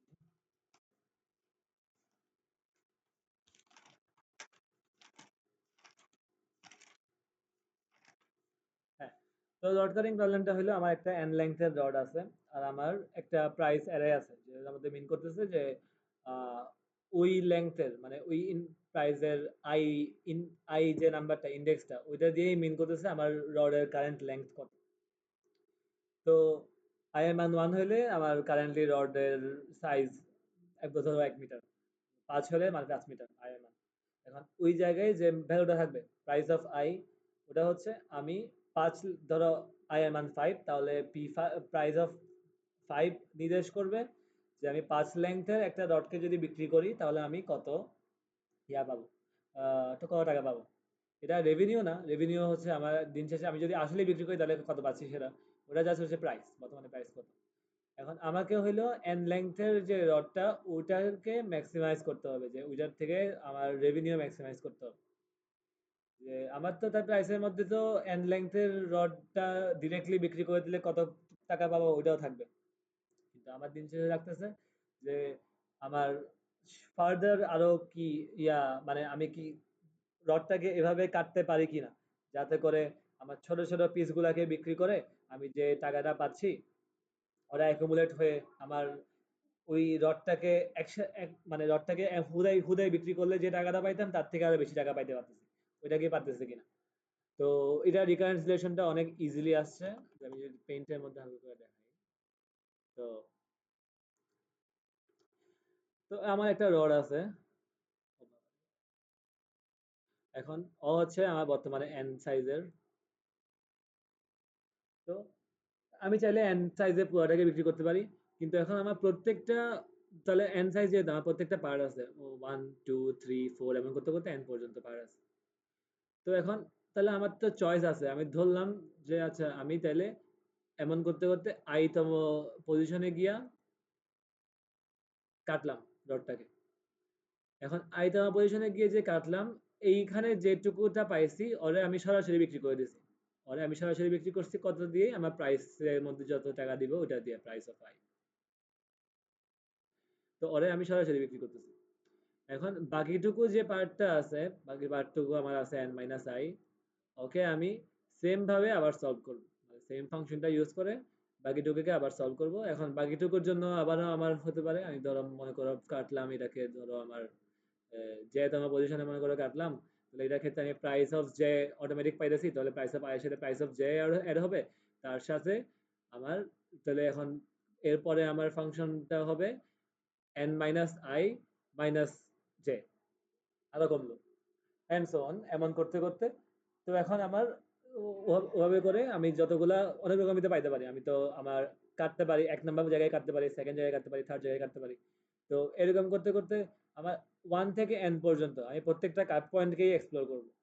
প্রত্যেকটা কাট পয়েন্টের জন্য আমি ওইটুকু পরিমাণ কাটছি, ওটার জন্য একটা টাকা পাবো, তার সাথে বাকিটুকু যেটা বাকি আছে n মাইনাস আই পরিমাণ, ওইটার জন্য আমার ফাংশন কল, সেম ফাংশনটাই কল করব, যে এখন আমি বাকিটুকুর জন্য ম্যাক্সিমাইজ করার ট্রাই করব, যে হ্যাঁ আমি ওইটাকে ডিরেক্টলি বিক্রি করে দিলে যেটা পাচ্ছি, এখন আমি ওইটুকু অংশকে আরো কেটে কি আরো বেটার প্রাইস পাইতে পারি কি। তো দিন শেষে 1 থেকে n পর্যন্ত প্রত্যেকটা পজিশনের জন্য price plus same function n minus i maximise করতে হবে সবগুলো 1 থেকে n এর মধ্যে, ওইটাই হবে আমার আনসার।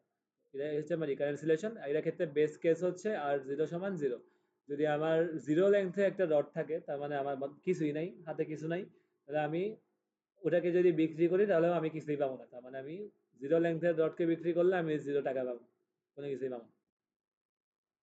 এটা এখানেই বলছে যে হ্যাঁ cut rod at position I, sell the first piece, optimally solve the remaining part. তো রিকারেন্স রিলেশন একটু কি হয়ে এইটুকু গেল? 5 মার্ক কিভাবে কি? হ্যাঁ, এইটুকু 5 মার্ক? এটুকু বাস মার্ক। এরপর এলসিএস।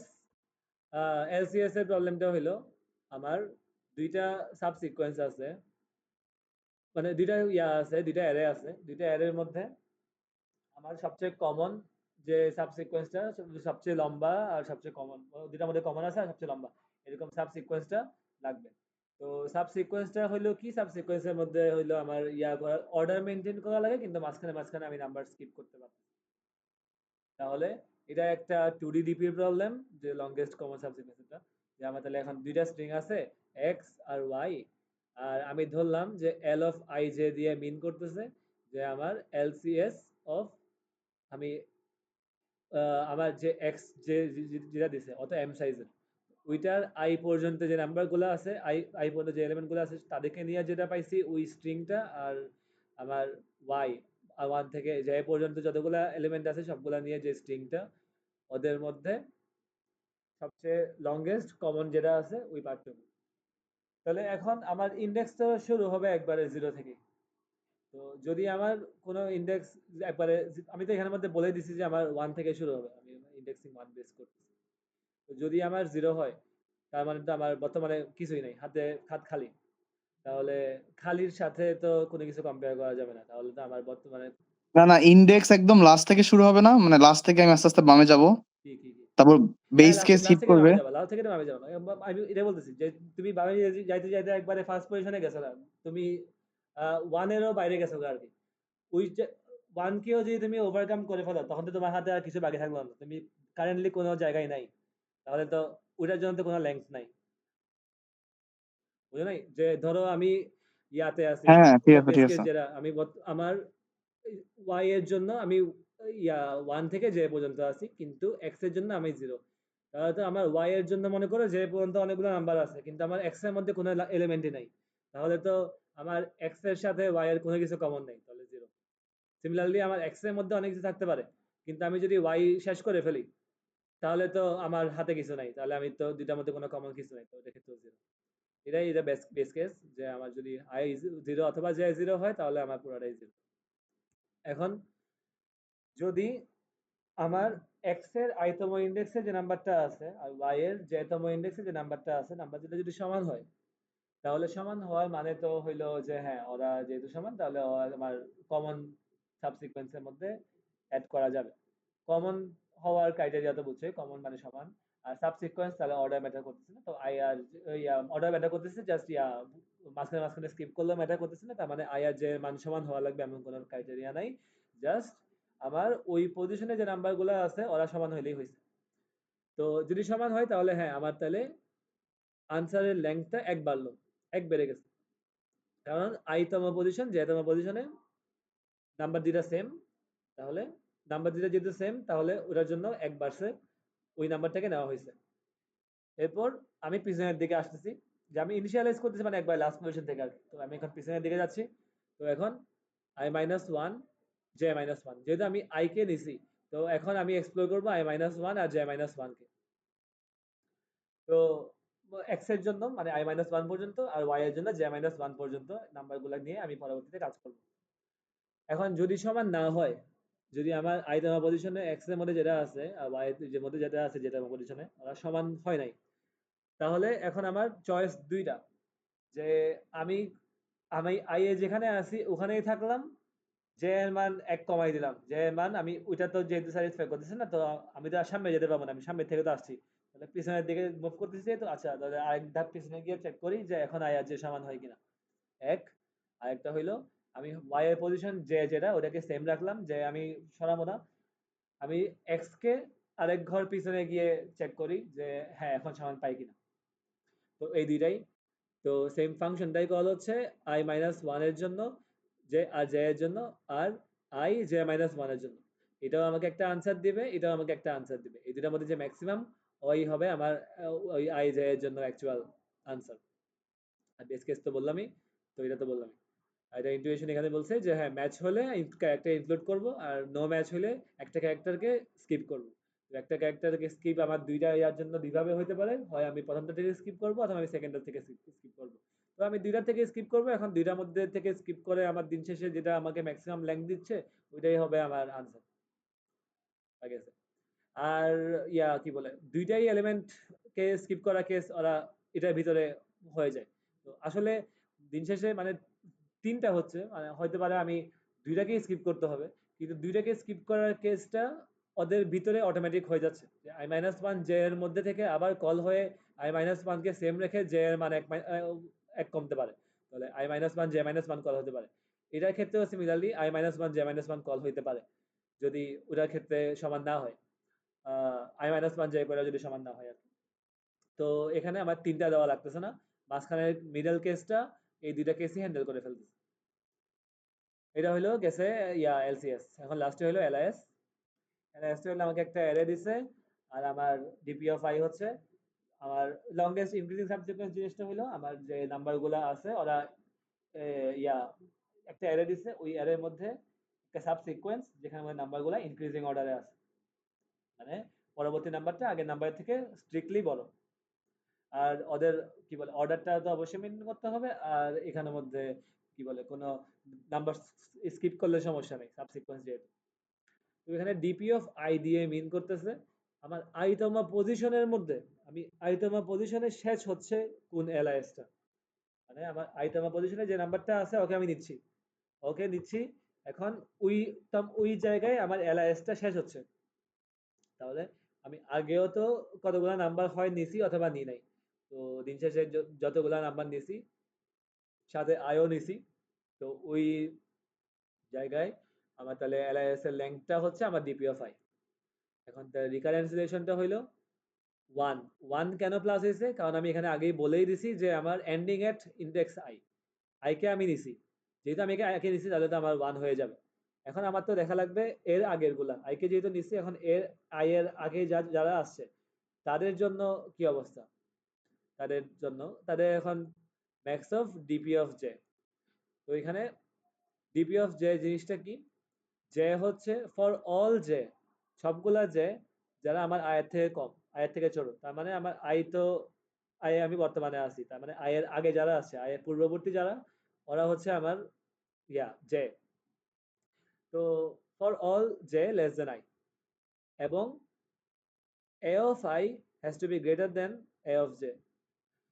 এ অফ জে এর মান মানে যেহেতু আমি আগেই বলছি যে এরা লংগেস্ট ইনক্রিজিং, তার মানে আমি বর্তমানে আই এ আছি, আই তাহলে আই এর আগে যারা আসছে, আই এর আগে কে আসছে, যে আসছে আই এর আগে যারা আসছে ওদেরকে অবশ্যই আই তোমার এলিমেন্টের থেকে ছোট হইতে হবে যদি ওকে আমি এলআইএস এর মধ্যে কাউন্ট করতে চাই। তাহলে এটাই বলছে যে আমার আই এর আগে যারা আসছে ওদের মধ্যে যারা যারা আমার আই এর মধ্যে যে এলিমেন্টটা আছে তার থেকেও ছোট, ওদের ওই এলিমেন্ট গুলোর জন্য ডিপি, মানে ওই যে তোমার পজিশনের মধ্যে শেষ হচ্ছে এলআইএস এর লেংথ কত, তার সাথে এক যোগ করলেই তো আমি আইতম ইন্ডেক্স শেষ হচ্ছে ওইটা এলআইএস পেয়ে যাবো, কারণ এরপরে আমি যে এরপরে আমি আই কে কাউন্ট করছি এন্ড সো অন। তো এটাই আমার রিকারেন্স রিলেশন। আর যদি কোনো এরকম যে এক্সিস্ট না করে তাহলে তো এটার মান 0, তাহলে আমার ডিপি অফ আই সমান হবে 1, তার মানে আমি জাস্ট ওই আই নিছি, ইয়া ওই জাস্ট ওই ইন্ডেক্সের যে ক্যারেক্টারটা ওকে নিছি আর কাউকে নিই নাই, ডিপি অফ যে আই ইকুয়াল 1। তো এখন এটা তো আর আমার ফাইনাল আনসার না।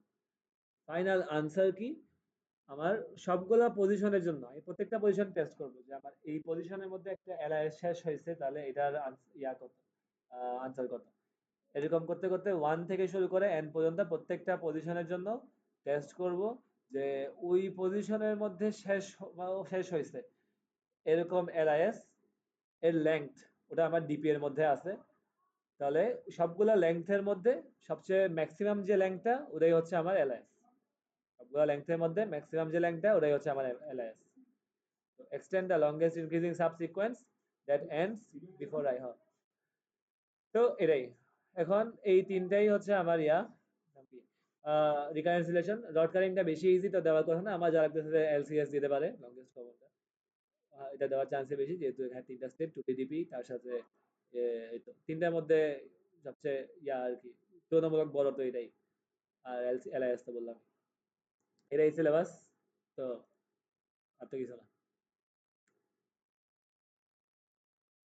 বেগম কি ঘুমায় গেছে? না না ঠিক আছে। ও আচ্ছা আচ্ছা ঠিক আছে, উম, তাহলে প্যারা নাই, এখন রেস্ট লো। তাহলে এগুলাই পড়ে যায়, ডিস যদি করে তাহলে মারা।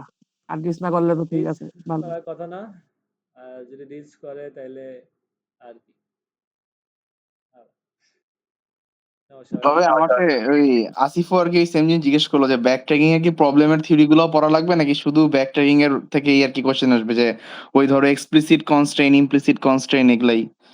তো আমি তো ভাবছিলাম যে শুধু ওগুলা পড়লেই হবে, এখন তো দেখলাম যে মানে এনকুইনও পড়া লাগবে, আবার মনে হয় সাম অফ সাবসেটও পড়া লাগবে, তাই না? প্রবলেমের থিওরি পড়ে যাওয়াই সেফেস্ট হবে আর কি, মানে থিওরি দিয়ে আসলে হুম ইয়ার তো বুঝে নেই, আর আমাদের যেহেতু এনকুইন আর সায়েন্স সাবজেক্ট পড়াইছে, আর ওগুলার থেকেও থিওরি দিবে, দিন শেষে প্রবলেম চেঞ্জ করে অন্য প্রবলেম বানিয়ে দিবে না। তো ওই ওই প্রবলেম গুলার থেকেই থিওরি দিতে পারে যে হ্যাঁ এখানের মধ্যে ব্যাক চেকিংটা কেমনে কাজ করতে হবে এমন কিছু। তো বুঝতে পারছি। আচ্ছা, শুধু ব্যাক ট্র্যাক নিয়ে থিওরি আছে? ব্যাক শুধু ব্যাক ট্র্যাকিং চেকিং বলতে থিওরি তো দুইটাকেই বলে জাস্ট বোঝায়, ওই ইমপ্লিসিট কনস্ট্রেন্ট কি এক্সপ্লিসিট কনস্ট্রেন্ট কি ব্যাক চেকিং ইকুয়াল ইয়া definition definition brute force plus pruning, pruning কি জিনিস এরা ব্যাখ্যা করো, এইসব বালছাল ওগুলা আসলে নিয়াল স্যারের স্টাইলে পড়ে না যে এগুলা দেওয়া, দেখি কি দেয়। হ্যাঁ, ঠিক আছে, ঠিক আছে, ক্লাস শেষ, আল্লাহ ওকে, হাফেজ। দাদা, টাটা। খোদা হাফেজ।